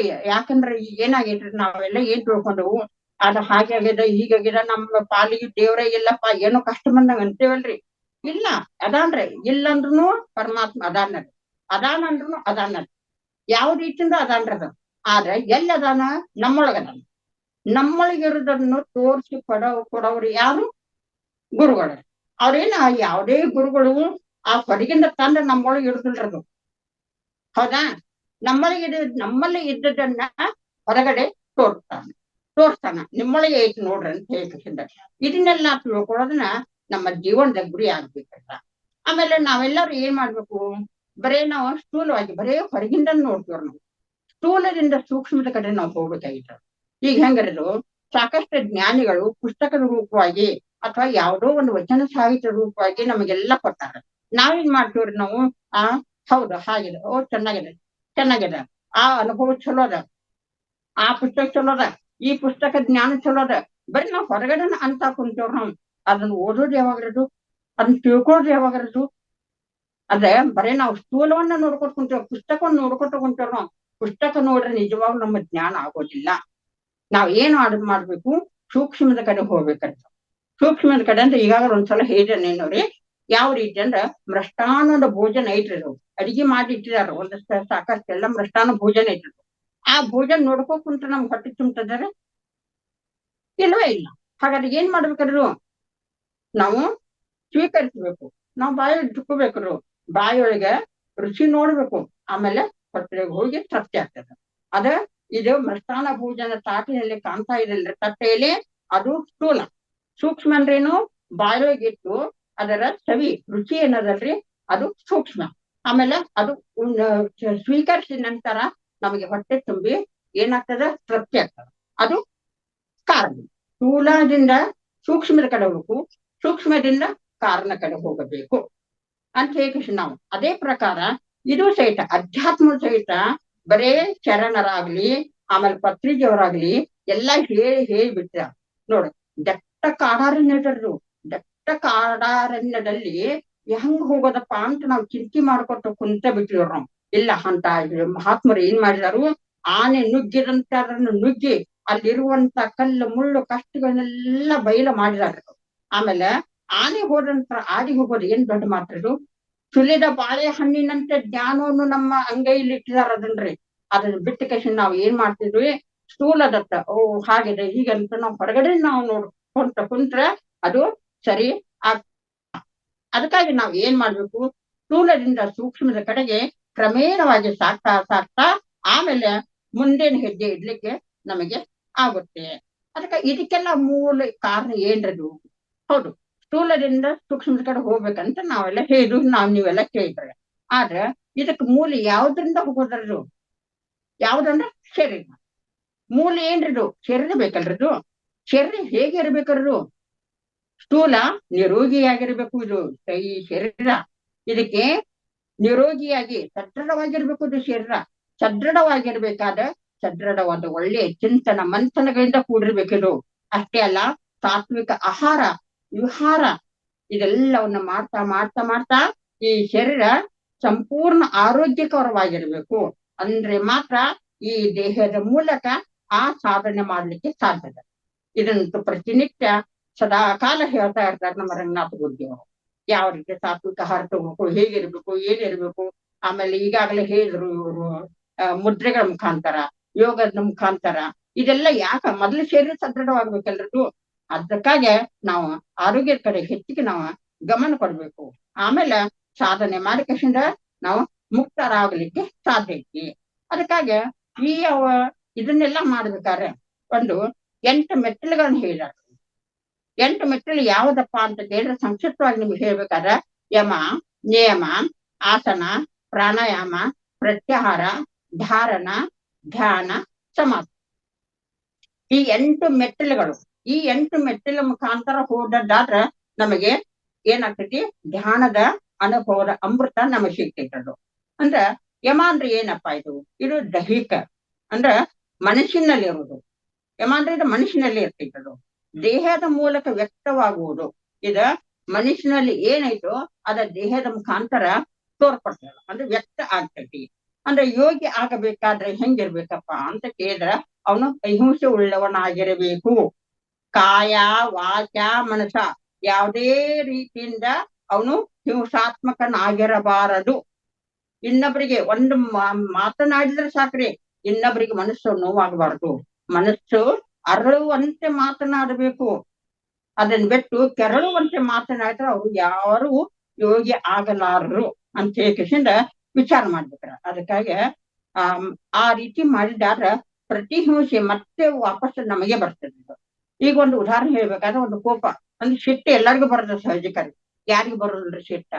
ಸಿಟ್ಟು ಬಂದಾಗ ಏನ್ ಮಾಡ್ಬೇಕು ಅಂತ ಕೇಳಿದ್ರೆ ಅದಕ್ಕೆ ತಕ್ಷಣ 1 ರಿಂದ 100 ತಕ 1, 2, 3, 4 ಫಾಸ್ಟ್ ಆಗಿ ಅನ್ನೋದ್ರದ್ದು. ಯಾಕಂದ್ರೆ ಉಸಿರಾಟದ ಏನಾಗ್ತದೆ, ಸಿಟ್ಟು ಬಂದಾಗ ಜೋರಾಗಿ ಹೊಡ್ಕೊಳ್ತಿದ್ರು ಎದೆ ಭಾಗ ಆಗಲಿ. ಅದಕ್ಕಿಂತ ಇಲ್ಲಾಂದ್ರೆ ಏನ್ ಮಾಡ್ತೀವಿ, ನನಗೂ ಸಿಟ್ಟು ಬರ್ತದೆ, ನಾನು ಏನ್ ಮಾಡ್ತೀನಿ, 100, 99, 98, 97, 96, 95, 94, 93, 92, 91, 90, 89, 88, 87, 86, 85, 84, 83, 82, 81, 80 ಈ ರೀತಿ ಉಲ್ಟಾ 1 ತನಕ ಆಯ್ತಲ್ಲೋ, ಅಲ್ಲಿ ಏನಾಗ್ಬಿಡ್ತಿದ್ರಿ, ಸಿಟ್ಟು ಹೋಗಿ ಉಸಿರಾಟ ಸರಳವಾಗಿ ಹಾಕಿಬಿಡ್ತೀವಿ ನಾವು. ಇದನ್ನೆಲ್ಲ ನಾವು ಅನುಭವ ಮಾಡಿಕೊಳ್ಳೋದನ್ನ ಜ್ಞಾನ ಯೋಗ. ಹೌದಾ? ಆಮೇಲೆ ಇದಕ್ಕೆ ಸತ್ಯ ನೋಡ್ರಿ, ಸತ್ಯ ಎಷ್ಟೇ ಅಪ್ರಿಯವಾದ್ರೂ ಸಹಿತ ಈ ಸತ್ಯ ಹೇಳೋದ್ರಿಂದ ನನ್ನ ಜೀವ ಹೋಗೋದೈತಪ್ಪ ಅಂತಂದ್ರೂ ಸಹಿತ ಅಲ್ಲಿ ಏನ್ ಮಾಡ್ಬೇಕು, ಅಲ್ಲಿ ಸತ್ಯವನ್ನೇ ಹೇಳ್ಬೇಕು. ಇದೊಂದು ಇದರಲ್ಲಿ ಒಂದು ಭಾಗ ಬರ್ತಿದ್ದು. ಸತ್ಯವನ್ನೇ ಬಿಡಬಾರ್ದ್ರಿ ಯಾವುದೇ ರೀತಿಯಿಂದ. ಅಂದ್ರೆ ಏನಾಗ್ತದೆ, ಒಂದು ಸುಳ್ಳನ್ನು ಹೇಳಿದ್ರೆ ಅದಕ್ಕೆ ಹಿನ್ನೆಲೆ 1000 ಸುಳ್ಳನ್ನು ಜೋಡಿಸ್ಬೇಕಾಗ್ತದೆ. ಅದು ಒಂದೇ ಸಲ ಸತ್ಯವನ್ನು ಹೇಳ್ಬಿಟ್ರೆ ನಾನು ಏನಾದ್ರು ತಪ್ಪು ಮಾಡಿದನು, ಹೌದು ನಾನು ತಪ್ಪು ಮಾಡಿದೀನು, ಹೌದು ಅದು ಮಾಡಬಾರಕ್ಕೆ ತಪ್ಪು ಮಾಡಿದನು, ಕ್ಷಮ ಇರ್ಲಿ ಅಂತ ಹೇಳಿ ಇಷ್ಟು ನಾವು ಕೇಳ್ಕೊಂಡ್ರೆ ಮುಗ್ದ ಹೋಗ್ತಿದ್ರಿ ಆ ಸಮಸ್ಯೆಗಳ. ನಾವ್ ಏನ್ ಮಾಡ್ತೀವ್ರಿ, ನಾವ್ ಅಪಮಾನ ಆಗ್ತಿದ್ರಪ್ಪ, ನಮ್ ಹಾಗ ಆಗ್ತೈತೆ, ನಮ್ಗೆ ಹಿಂಗ್ ಹೇಳ್ರಿ, ಹಿಂಗ ಏನೇನೋ ಒಂಥರ ಅವಂತ ಮನಸ್ಸಿನಲ್ಲಿ ತಿಳ್ಕೊಂಡು ನೋಡ್ರಿ ಇವ್ರು ಹೇಳಿದಾರೆ, ಎನ್ನ ಮಾನ ಅಪಮಾನ ನಿಮ್ಮದಯ್ಯ, ಎನ್ನ ವಾಮಕ್ಷೇಮ ನಿಮ್ಮದಯ್ಯ ಅಂತ ಎಲ್ಲ ಹೇಳಿದಾರಲ್ರಿ. ಏನಿದ್ರು ಭಗವಂತನಿಗೆ ಅರ್ಪಣ ಅಂತ ಹೇಳಿ ನಾವು ತಿಳ್ಕೊಂಡ ನಾವು ಹೋದದ್ದಾದ್ರೆ ಏನಾಗ್ಬಿಡ್ತಿದ್ರಿ, ನಾವು ನಾವಾಗೆ ಉಳಿಯೋದಿಲ್ಲ ಅಂತ ಹೇಳಿ ನಾವು ವಿಚಾರ ಮಾಡಿ ಎಷ್ಟೇ ಅಪ್ರಿಯವಾದ್ರೂ ಸಹಿತ ಸತ್ಯವನ್ನೇ ಹೇಳೇ ಬಿಡಬೇಕು. ಆಗ ಮೊದ್ಲು ಕಷ್ಟ ಆಗ್ತಿದ್ರಿ, ಸತ್ಯವನ್ನು ಹೇಳ್ಕೊಳ್ಳಿ, ಎಲ್ಲಾರು ಹಾಗಂತಾರ ಹೀಗಂತಾರ, ಇವ್ರು ಹಿಂಗದಾರ ಇವ್ರು ಹಿಂಗದಾರ ಅಂದ್ರದು ಏನಿದ್ರು ಸಹಿತ ಭಗವಂತನ ಅದಕ್ಕೆ ಅರ್ಪಣ ಅಂತ ಹೇಳಿಂದ ನಾವ್ ಏನ್ ಮಾಡ್ಬೇಕು. ಮತ್ ಇನ್ನೊಂದು ಹೇಳ್ತಾರೆ, ಸುಳ್ಳಿಗೆ 1000 ಸುಳ್ಳು ಜೋಡ್ಸೋದು. ಆದ್ರೆ ಒಂದ್ ಕಡೆ ಸುಳ್ಳಿಗಿಂತ ಸತ್ಯ ಶ್ರೇಷ್ಠ, ಹೌದಾ? ಇನ್ನೊಂದೈದು ಸತ್ಯಗಿಂತ ಕಲ್ಯಾಣ ಶ್ರೇಷ್ಠ. ಅಂದ್ರೆ ಮತ್ತೇನ್ರಪ್ಪ ಇದು ಕಲ್ಯಾಣ ಅಂದ್ರೆ ಈಗ ಯಾವ ರೀತಿ ಒಂದು ಹಸು ಹೊಂಟೈತಿ, ಅದ್ ಹಿಂದೆ ಒಂದು ಕಟುಕರ ಬೆನ್ನು ಹತ್ತಿದಾರ ಅಂತ ತಿಳ್ಕೊಂಡ್ರಿ. ಆಮೇಲೆ ಅವ್ರಿಗೆ ಸಿಕ್ಕೇ ಇಲ್ಲ, ಅದಾವ್ ಏನೇನೋ ಸಂದಿಗೊಂದಿ ಎಲ್ಲ ಹೋಗಿ ಅದು ಓಡಿ ಅದ್ ಏನ್ ಮಾಡ್ತಿ, ಈ ಕಡೆ ಹೋಯ್ತರು, ಈ ಕಡೆ ಹೋಗೋಟ್ರಾಗ ಅವ್ರು ಓಡಿ ಬಂದ್ರು ಅಂತ. ಈ ಕಡೆ ಒಂದು ಹಸು ಹೋಯ್ತಾ ಅಂತ ಕೇಳ್ತಾರೆ. ಆವಾಗ ಈ ಕಡೆ ಹೋಗಿಲ್ರಿ, ಈ ಕಡೆ ಹೋಗಿದ್ರಿ ಅಂತ ನಾವ್ ಹೇಳ್ಬೋದು ಇಲ್ಲಿ ಸುಳ್ಳ. ಕಾರಣ ಆ ಹಸು ಎಲ್ಲಾದ್ರೂ ತಪ್ಸ್ಕೊಂಡು ಅದು ಬದುಕಬಹುದು, ಇಲ್ಲ ನಾವು ಸುಳ್ಳು ಹೇಳ್ಬೇಕಾಯ್ತು. ಆದ್ರೆ ಆ ಹಸುವಿನ ಪ್ರಾಣದ ಒಂದು ಏನೈತಿಲಿ ನಮ್ಮಲ್ಲಿ ಪರಿಕಲ್ಪನೆ ಇರ್ಬೇಕು. ಈ ಸಂದರ್ಭ ಬಂದಾಗ ನಾವು ಸುಳ್ಳು ಹೇಳಬಹುದು, ಯಾಕಂದ್ರೆ ಅದು ಕಲ್ಯಾಣಕರವಾದಂತ ವಿಷಯ ಅಂತ ಹೇಳ್ಬಹುದಂತೆ. ಅದಕ್ಕಾಗಿ ಸುಳ್ಳಿಗಿಂತ ಸತ್ಯ ಶ್ರೇಷ್ಠ, ಸತ್ಯಗಿಂತ ಕಲ್ಯಾಣ ಶ್ರೇಷ್ಠ ಅಂತ ಹೇಳಿಕೆಸಿಂದ ನಾವ ಅರ್ಥ ಮಾಡ್ಕೊಳ್ಬೇಕು ಅಂತ ಹೇಳಿಕೆಸಿಂದ ನಾವು ಹೇಳಿ ಇನ್ನು ಮುಂದಿನ ಅಷ್ಟೇಯ ಅಂದ್ರೆ ಏನ, ಇತರಿಗೆ ಯಾವುದನ್ನು ಕರೆಯಬಾರ್ದು, ಕಳ್ಳತನ ಮಾಡಬಾರ್ದು ಅಂತ ಹೇಳ್ತೈತ. ಯಾವ ರೀತಿ ಕಳ್ಳತನ ಮಾಡ್ಬಾರ್ದು, ನೋಡ್ರಿ ಈಗ ನಾವು ಕಳ್ತನ ಅಂದ್ರೆ ಒಂದು ವಸ್ತುನ ಕಳ್ತನ ಹಾಗೆ ಏನಿಲ್ಲ, ಇನ್ನೊಬ್ಬರ ಮೇಲೆ ಒಂದು ಒಳ್ಳೆಯ ಬಟ್ಟೆ ಇದ್ರು ಸಹಿತ ಅದನ್ನು ನಾವು ಒಂದ್ ಮನೋಭಾವದಿಂದ ನೋಡುವಂತ ದೃಷ್ಟಿ ಹೇಗಿರ್ಬೇಕು, ನಾವು ತೃಪ್ತಿಕರವಾಗಿ ನೋಡ್ಬೇಕು. ನಮ್ಮಲ್ಲಿ ಅಂತದ್ ಇಲ್ಲಲ್ಲ ಅಂದ್ರೆ ಇದು ಒಂದು ಇದನ್ನ ಕಳ್ಳತನ. ಅದಕ್ಕಾಗಿ ಆ ಒಂದು ಶಬ್ದ ಧ್ವನಿಪೂರ್ಣವಾದದ್ದನ್ನ ನಾವು ಯಾವುದಕ್ಕ ನಾವು ದುಡ್ದಿಲ್ಲವೋ, ಇವತ್ ನೋಡ್ರಿ ಈಗ ನಾವು ದುಡ್ದಾಗ ಮಾತ್ರ ನಾವು ಪ್ರಸಾದ ಸೇವಿಸ್ಲಿಕ್ಕೆ ನಾವು ಯೋಗ್ಯತೆವು. ಇಲ್ದ್ರ ನಾವು ಯಾವುದೇ ರೀತಿಯಿಂದ ಕಾಯಕ ಮಾಡ್ಲಿಲ್ಲ ಅಂದ್ರ ನಾವ ಏನ್ ಮಾಡ್ಬೇಕು, ನಾವು ಊಟ ಮಾಡ್ಲಿಕ್ಕೆ ಸಹಿತ ನಾವು ಯೋಗ್ಯರಲ್ಲ ಅಂತ ಹೇಳಿ ನಾವು ಅರ್ಥ ಮಾಡ್ಬೇಕು. ಅದಕ್ಕಾಗಿ ನನ್ನದು ಯಾವ್ದು ಅಲ್ಲಲೋ ಅದನ್ನ ಸಂಪೂರ್ಣವಾಗಿ ತ್ಯಾಜ್ಯ ಮಾಡ್ಬೇಕು. ಯಾವ್ದು ನಾನು ದುಡ್ತೇನೋ ನನ್ನಿಂದ ಇವತ್ತು ಏನೇ ಇರಲಿ, ಇವತ್ತು ರಾಗಿ ಅಂಬಲಿ ಇರಲಿ, ಒಂದು ಗಂಜಿ ಇರಲಿ, ಅದನ್ನ ತೃಪ್ತಿ ಆಗ್ತದ. ನನ್ನದು ಅಲ್ಲದನ್ನ ಸ್ವೀಕಾರ ಮಾಡ್ರಿ ಏನಾಗ್ತದೋ ಅದು ಅಪಚನ ಕೆಸಿಂದ ಏನ್ ಆಗಬಾರ್ದೆಲ್ಲ ಆಗಿ ಬರ್ತದ. ಅದರಿಂದ ದುಃಖಮಯ ವಾತಾವರಣ ಆಗ್ತದ ಹೊರತಾಗಿ ಅದು ಸುಖಮಯ ಆಗುದಿಲ್ಲ. ಅದಕ್ಕಾಗಿ ಇನ್ನೊಬ್ಬರ ಸಂಬಂಧದಿಂದ ನಾವು ಯಾವುದೇ ರೀತಿಯಿಂದ ಸಂಪಾದಿಸೋದು ಅದು ಸಹಿತ ಅದು ಕದಿಯದ ಒಂದು ಕಳ್ಳತನ ಮಾಡಿದಂತಾನೆ ಆಗ್ತದ. ಇದಕ್ಕೂ ಅಷ್ಟೇ ಅಂತ ಹೇಳ್ತಾರೆ. ಇದು ಒಂದು ಯಮದ ಒಂದು ಉದಾಹರಣೆ ಆಯ್ತು. ಇದು ನಿಯಮ. ನಿಯಮ ಅಂದ್ರೆ ಏನು? ಶುಚಿಯಾಗಿರುವುದು, ಸ್ವಚ್ಛತೆ. ಯಾಕಂದ್ರೆ ಎಲ್ಲಿ ಸ್ವಚ್ಛ ಇರ್ತದ ಅಲ್ಲಿ ದೇವನಿರುವನು. ಶುಚಿಯಾಗಿರೋದು ಯೋಗಿ ಅಂದ್ರ ಯಾರೇ ಇರಲಿ, ಪ್ರತಿಯೊಬ್ರು ನಾವು ನೀವೆಲ್ಲ ಯೋಗಿಗಳನ್ನ. ಯೋಗಿ ಅಂದ್ರೆ ಒಂದೇ ಚಾವಿ ಬಟ್ಟೆ ತೊಟ್ಕೊಂಡು ಜಟಾಧಾರಿಯಾಗಿ ಒಂದು ಮಠದಲ್ಲಿ ಒಂದು ಸಿಂಹಾಸನ ಮೇಲೆ ಕುಂತವ್ರು ಮಾತ್ರ ಯೋಗಿಗಳಲ್ಲ. ಪ್ರತಿಯೊಬ್ಬರು ಯೋಗದ ಜೀವನ ನಡೆಸುವವರೆಲ್ಲರೂ ಯೋಗಿಗಳೇ ನಾವು. ಆದ್ರ ಯೋಗಿಗಳು ಬಿಲದಲ್ಲಿ ವಾಸಿಸುವುದವ್ರ ಅಷ್ಟಲ್ಲ, ಅವನ ದೇಹ, ಅವನ ಬಟ್ಟೆ, ಅವನ ಆಹಾರ, ಪ್ರತಿಯೊಂದೆಲ್ಲ ಏನಾಗಬೇಕು, ಸರಳವಾಗಿರ್ಬೇಕು. ಆಹಾರ ವಿಹಾರ ಎಲ್ಲ ಸಾತ್ವಿಕದಿಂದ ತುಂಬಿರಬೇಕು. ಅವನು ಇರುವಂತ ಸ್ಥಳ ಹೇಗಿರ್ಬೇಕು, ಗಾಳಿ ಬೆಳಕುಗಳಿಂದ ಶುಚಿಯಾಗಿರ್ಬೇಕು. ಆಮೇಲೆ ಅವನ ಸಂತೋಷ, ಯೋಗಿ ಇದ್ದವ್ರಿಗೆ ಹೆಂಗ ಇರ್ಬೇಕು, ಸದಾಕಾಲ ಸಂತೋಷವಾಗಿರ್ಬೇಕು. ಎಕ್ದಮ್ ಅದು ಏನೋ ಒಂದು ಬರ್ಲಿ, ಅದ ಅಂತ ಸಮಯ ಅಂತ ಸಂದರ್ಭ ಬಂದ್ರು ಸಹಿತ ಅಲ್ಲಿ ಸಮಾಧಾನ ಚಿತ್ತವಾಗಿ ಸ್ವೀಕರಿಸ್ತಾ ಇರ್ಬೇಕು. ಅಂದ್ರೆ ಮಾತ್ರ ಅವನ ಮುಖ ಯಾವ ರೀತಿ ಅಳುಮುಖ ಇರೋಲ್ಲ, ಅರಳುವ ಮುಖ ಇರ್ಬೇಕಲ್ಲಿ. ಅಲ್ಲಿ ಗೋಳು ಇರೋದಿಲ್ಲ, ಅಯ್ಯೋ ಇದೇನಪ್ಪ ಅಂತ ಗೋಳಾಟಿಗಿರೋದಿಲ್ಲ ಅಲ್ಲಿ. ಆಮೇಲೆ ಯಾರ ಮುಖ ದೇವರ ಕಡೆ ತಿರುಗಿರ್ತದೋ ಅವ್ರ ಯಾವ ರೀತಿ ಇರ್ತಾರಂತ ಕೇಳ್ರ ಯಾವುದೇ ರೀತಿಯಿಂದ ಅವ್ರದ್ದು ಮುಖ ಬಾಡಲಿಕ್ಕೆ ಸಾಧ್ಯ ಇಲ್ಲ. ಅಧ್ಯಾತ್ಮ ಜೀವನದ ಮಹಾ ಸಾಹಸ ಕಾರ್ಯದಲ್ಲಿ ಅವನು ನಿರತ ಆಗಿದ್ರು ಸಹಿತ ಅವನು ಯಾವ ರೀತಿ ಇರ್ತಾನ, ಗೆಲುವಿನ ಮುಖ ನೋಡ್ತೇವೆ ನಾವು ಜೊತೆ. ಯಾವುದೇ ರೀತಿಯಿಂದ ಗೆಲುವಿನ ಮುಖ ಅಲ್ಲಿ ಕಾಣ್ತೈತೆ ಹೊರತಾಗಿ ಅಲ್ಲಿ ಅಳುವಿನ ಮುಖ ಕಾಣುದಿಲ್ಲ. ಜೊತೆಗೆ ನೋವು, ನಲಿವು ಎಲ್ಲಾನು ಬರುವ ನಾವು. ಅವ ಕೆಲವೊಬ್ರಲ್ಲಿ ಏನಿರ್ತೈತಿ, ಕತ್ತಲಿದ್ದಲ್ಲಿ ಬೆಳಕಿರ್ಲಿಕ್ಕೆ ಸಾಧ್ಯ ಇಲ್ಲ. ಹೌದಾ?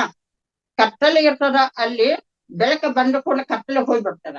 ಅದೇ ಪ್ರಕಾರ ನೋವು ಎಲ್ಲಿ ಬರ್ತದ ಅಲ್ಲಿ ನಲಿವು ಹೋಗ್ಬಿಡ್ತದ, ನಲಿವು ಎಲ್ಲಿ ಬರ್ತದ ನೋವು ಹೋಗ್ಬಿಡ್ತದ.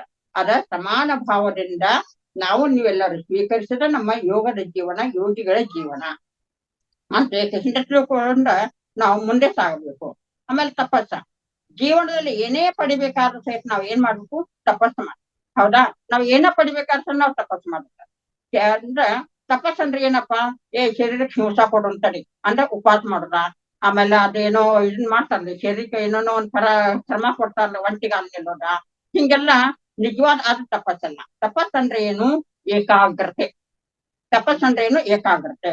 ಹರಿದು ಹಂಚಿ ಹೋದ ಮನಸ್ಸನ್ನು ಏನ್ ಮಾಡ್ಬೇಕು, ಅತ್ತ ಇತ್ತ ಚಂಚಲಮಯ ಆಗಿತ್ತಲ್ಲ, ಈ ಮನಸ್ಸಲ್ಲಿ ಏನ್ ಮಾಡ್ಬೇಕು, ಒಟ್ಟುಗೂಡಿಸಿ ಅದನ್ನ ಒಂದು ವಸ್ತುವಿನ ರಹಸ್ಯವನ್ನ ತಿಳ್ಕೊಳ್ಳಲಿಕ್ಕೆ, ಅದನ್ನ ಅರಿಲಿಕ್ಕೆ ಏನ್ ಮಾಡ್ಬೇಕು, ಆ ಒಂದು ಇರುವಂತ ಮಾರ್ಗ, ಅದ ಮನಸ್ಸಿನ ಒಂದು ಧ್ಯೇಯ, ಒಂದು ಗುರಿಯ ವಸ್ತುವಿನ ಕಡೆ ಹರಿಸೋದನ್ನ ಇದು ಏಕಾಗ್ರತೆಯ ಅಂತ ಹೇಳ್ಬಹುದು ನಾವು. ಅದನ್ನ ಯಾವ ರೀತಿ ಅಂದ್ರ, ಒಂದು ಶಿಲ್ಪಿಗಾರ ಕಟ್ಟಿತಾನ ಒಂದು ಶಿಲೆಯನ್ನ ಮೂರ್ತಿ ಮಾಡ್ಬೇಕಾರ. ಆ ಕಟ್ಟಿದ ಕೊನೆಗೆ ಮತ್ತೊಂದು ಏನಾಗ್ತೈತಿ, ಒಂದು ಮೂರ್ತಿ ತಯಾರಾಗ್ತದ. ಆ ಒಡ್ಡ ಹೆಂಗ ಒಂದು ತಯಾರ ಏನಂತಾರ, ಒಡ್ಡ ಅನ್ಸಿರ್ಬೋದು ನೀವು. ಆ ಒಡ್ಡನಂತೆ ಏನ್ ಮಾಡ್ಬೇಕು ನಾವು, ಸದಾ ಕಾಲ ಕಟ್ಟಿಬೇಕಿರ್ಬೇಕು. ಆವಾಗ ನಮಗೆ ಸಾಕ್ಷಾತ್ಕಾರ, ಅಂತ್ಯದಲ್ಲಿ ಸತ್ಯ ಸಾಕ್ಷಾತ್ಕಾರ ಆಗ್ತಿರ್ತದ. ಇದು ಯಾವುದರಿಂದ? ಜ್ಞಾನ ಯೋಗದಿಂದ ಸಾಧ್ಯ ಐತೆ ಅಂತ ನಾವು ಹೇಳ್ಬೋದು. ಆಮೇಲೆ ಸ್ವಾಧ್ಯಾಯ. ಸ್ವಾಧ್ಯಾಯ ಅಂದ್ರ ಏನಪ್ಪಾ, ಅಧ್ಯಾತ್ಮ ಜೀವನಕ್ಕೆ ನಮಗೆ ಏನ ಬರ್ತೈತಲ್ರಿ, ಅದನ್ನ ಆಹಾರನ ಒದಗಿಸ್ತದ. ಆಹಾರ ಅಂದ್ರೆ ಈ ಹೊಟ್ಟೆ ಆಹಾರ ಅಲ್ಲ, ನೆಟ್ಟಿ ಆಹಾರ. ನೆಟ್ಟಿ ಆಹಾರ ಏನ್ ನಮ್ಮ ಅಧ್ಯಾತ್ಮದಲ್ಲಿ ನಮಗ ಆನಂದ ಉಂಟಾಗ್ತದಲ್ಲ, ಅದನ್ನ ನಾವು ಸ್ವಾಧ್ಯಾಯ ಮಾಡ್ಬೇಕು. ಅದಕ್ಕೆ ಸಂಬಂಧಪಟ್ಟಂತ ಪುಸ್ತಕಗಳು ಓದ್ಬೇಕು. ಪುಸ್ತಕ ಓದ್ಬೇಕು ಅಂದ್ಕೊಳ್ಳಿ ಒಂದೊಂದು ಏನ್ ಇರ್ತಾವ, ಇಂಥ ಪುಸ್ತಕ ಇರ್ತಾವಲ್ರಿ, ಒಂದೊಂದ ಕೈ ತೊಳೆದ ತಕ್ಷಣ ಆ ಪುಸ್ತಕವನ್ನು ಮುಟ್ಬೇಕ್ರಿ. ಒಂದೊಂದ್ ಏನಿರ್ತಾವ್ರಿ ಅದನ್ನು ಪುಸ್ತಕ ಮುಟ್ಟಿದ ನಂತರ ಕೈ ತೊಳ್ಕೊಬೇಕ್ರಿ. ಅಂಥ ಪುಸ್ತಕ ಓದೋದಕ್ಕಿಂತನೂ ಮನಸ್ಸನ್ನು ಅರಸುವಂತ ಒಂದು ಒಳ್ಳೆ ಅನುಭವಗಳನ್ನ ತುಂಬಿರಂತ ಪುಸ್ತಕಗಳನ್ನ ನಾವ ಓದ್ಬೇಕು. ಅದು ಅರ್ಥ ಆಗುದಿಲ್ಲ, ಏನ್ ಮಾಡ್ಬೇಕು? ಅರ್ಥ ಆಗದಿದ್ರು ಸಹಿತ ಪದೇ ಪದೇ ಪದೇ ಪದೇ ಪದೇ ಪದೇ ಅದನ್ನು ಓದೋದ್ರಿಂದ ನಾವ ಅದ್ರ ಆಳಕ್ಕೆ ಇಳಿದ ಕಸಿಂದ ನಾವ್ ಏನ್ ಮಾಡ್ತೀವಿ, ಇದರಿಂದ ಉತ್ತಮ ಸಂಸ್ಕಾರ ನಮ್ಮಲ್ಲಿ ಮನಸ್ಸಿನಲ್ಲಿ ಉತ್ಪತ್ತಿ ಆಗ್ತೈತಂತೆ ಕೃಷ್ಣ ನಾವಿಲ್ಲಿ ಹೇಳ್ಬಹುದು. ಆಮೇಲೆ ಈಶ್ವರ ಪ್ರಣಿಧಾನ ಅಂತ ನಾವು ಭಗವಂತನಲ್ಲಿ ಒಂದು ನೆಚ್ಚಿಗೆ, ಒಂದು ಪ್ರೀತಿ ಒಂದು ಇಟ್ಟುಕೊಂಡದಾದ್ರ ನಮ್ಮ ಪ್ರಯಾಣ ಕೈಗೊಳ್ಬೇಕು. ನಾವು ಒಂದು ಪ್ರವಾಸಕ್ಕೆ ಬಂದೇವಲ್ರಿ ಇಲ್ಲೆಲ್ಲ ನಾವ, ಇದಂದ್ರ ಸಾಹಸದ ಪ್ರಯಾಣ. ಅಂತ ಇಂಥ ಪ್ರವಾಸ ಅಲ್ರಿದು, ಒಂದು ಸಾಹಸದ ಪ್ರಯಾಣ. ಬೇಕಾದಷ್ಟ ಕಷ್ಟ ನಷ್ಟಗಳೆಲ್ಲ ನಮಗ್ ಕಾದವ್ರೆಲ್ಲ ದಾರಿ ಒಳಗ ಮುಳ್ಳು ಕಲ್ಲುಗಳು ತುಂಬಿದವ್ರ. ಆ ದಾರಿಲಿ ಹೋಗಾಗ ಎಂತೆಂತವ್ರ ಎಲ್ಲಾ ನಮಗ ಕಷ್ಟಗಳನ್ನ ಕೊಡ್ತಾರ. ಆ ಸಹಿತ ನಾವ್ ಏನ್ ಮಾಡ್ಬೇಕು, ಇಟ್ಟ ಹೆಜ್ಜೆಯನ್ನು ಹಿಂದೆ ಸರಿಸದ ನಾವು ಮುನ್ನುಗ್ಗಬೇಕು, ಮುಂದೆ ಹೆಜ್ಜೆ ಇಡಬೇಕು. ಈ ಆಧ್ಯಾತ್ಮಿಕದ ಒಂದ ಪಯಣದ ಹತ್ರ ಹೋಗ್ಲೇಬೇಕು ನಾವ. ಅಷ್ಟಲ್ಲ, ಇದು ಹೋಗ್ಬೇಕಾದ್ರ ಬರೇ ನಮಗ್ ಶಕ್ತಿ ಐತಿ ಬಿಡ, ನಮಗ್ ಯುಕ್ತಿ ಐತಿ ಬಿಡ, ಬರೇ ನಮ್ಮನ್ನ ನಾವು ನಂಬೋದಿಲ್ಲ. ನಾವ್ ಯಾರನ್ನ ನಂಬಬೇಕು? ಆ ಭಗವಂತನನ್ನ ನಾವು ನಂಬಬೇಕಾರ. ನಾವು ಆ ಭಗವಂತನಂತ ಊರು ಗೋಲನ್ನ ನಾವು ಹಿಡ್ಕೊಂಡ ಕಸಿಂದ ನಾವ್ ಏನ್ ಮಾಡ್ಬೇಕು, ಹೆಜ್ಜೆ ಇಡ್ಬೇಕಾರ. ಅವ ಏನ್ ಮಾಡ್ತಾನು, ನನ್ನ ಕೈ ಬಿಡಲಾರ. ಏನೇ ಅಂತ ಸಂದರ್ಭ ಬಂದ್ರು ಸಹಿತ ನನ್ನ ಕೈ ಬಿಡುದಿಲ್ಲ.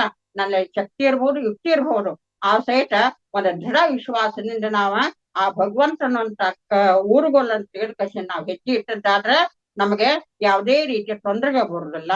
ಅಕಸ್ಮಾತ್ ನಾಶ ಆಗುವಂತ ಸಂದರ್ಭ ಬತ್ತು ದಾರ್ಯಾಗ ಹೋಗುವಾಗ, ಆಗ ಆ ಹೋರಾಡ್ಬೇಕ್ರಿ. ಹೋರಾಟ ಅಲ್ಲಿ ದಾರಿಯಾಗ ನಾವು ಪ್ರಾಣ ಬಿಡ್ತೇನೆ ಖರೆ, ನಾವ್ ಹಿಂತಿರುಗಿ ಹೋಗಲಾರೆ, ಹಿಂದೆ ಹೆಜ್ಜೆ ಇಡಲಾರೆ ಅನ್ನುವಂತ ದೃಷ್ಟಿ ಇಡ್ಬೇಕ್ರದ. ಅದಕ್ಕಾಗಿ ಒಂದ್ ಕಡೆ ಅಕ್ಕಮಾದೇವಿ ಹೇಳಿದಾಳ ನೋಡ್ರಿ, ಯಾವ ರೀತಿಯಾಗಿ ಒಂದು ಅಧ್ಯಾತ್ಮ ಸಾಧನೆ ಮಾಡುವಾಗ ಒಂದ ವಿಷಯ ಹೇಳಿದಾಳ. ಕಿಡಿ ಕೆದರಿ ಇದ್ದರೆ ನೋಡ್ರಿ, ಎಂತ ಒಂದು ಸಂದರ್ಭ ಬಂದ್ರು ಸಹಿತ ಅದ್ ಹೆಂಗ ಆಗ್ತೈತಿ, ಅದ ಆಕಾಶ ಹರಿದು ಬೀಳ್ದೆ ಕೆಳಗಡೆ ಏನ್ ಬಂದ್ರು ಸಹಿತ ನಾನು ಅಲ್ಲಿ ಹಿಂದೆ ಹೆಜ್ಜೆ ಇಡಲಾರೆ, ನಾ ಮುನ್ನುಗ್ತೇನಂತ ಕೃಷ್ಣಂದ ಅಲ್ಲಿ ಅಕ್ಕಮಾದೇವಿ ಆಗ್ಲಿ, ಸಾಕಷ್ಟು ಶರಣರಾಗ್ಲಿ ಎಲ್ಲಾ ಜ್ಞಾನಿಗಳು ಅಂತ ಎಲ್ಲ ಬಂದವ್ರ. ಯಾವ ರೀತಿಯಿಂದ ಕಿಡಿ ಕೆದರಿದರೆ ಅದನ್ನ ಹಸಿವು ತ್ರಸೆ ಅಡಿಗಿತ್ತಂತ ನಾ ಹೇಳ್ತೇನೆ. ಮುಗಿಲು ಹರಿದು ಬಿದ್ರ ಎನಗೆ ಮಜ್ಜನಿಗೆ ಏರಿತ್ತು ಅಂತ ಹೇಳ್ತಾನ. ಗಿರಿ ಮೇಲೆ ಬಿದ್ರ ಎನಗೆ ಪುಷ್ಪ ಚೆಲ್ಲಿದರಂತ ಹೇಳ್ತಾನ. ಚೆನ್ನ ಮಲ್ಲಿಕಾರ್ಜುನಯ್ಯ ಚಿರ ಹರಿದು ಬಿದ್ರ ಪ್ರಾಣ ನಿನಗೆ ಅರ್ಪಿತ ಆಗ್ತೈತಿ ಅಂತ ಹೇಳ್ತಾನ. ಅದಕ್ಕಾಗಿ ನಾವು ಅಧ್ಯಾತ್ಮ ಒಂದು ಪ್ರಯಾಣದಲ್ಲಿ ನಾವು ಸಾಗುವಾಗ ನಮಗೆ ಕಷ್ಟ ಸುಖಗಳು ಬಂದ ಬರೋ.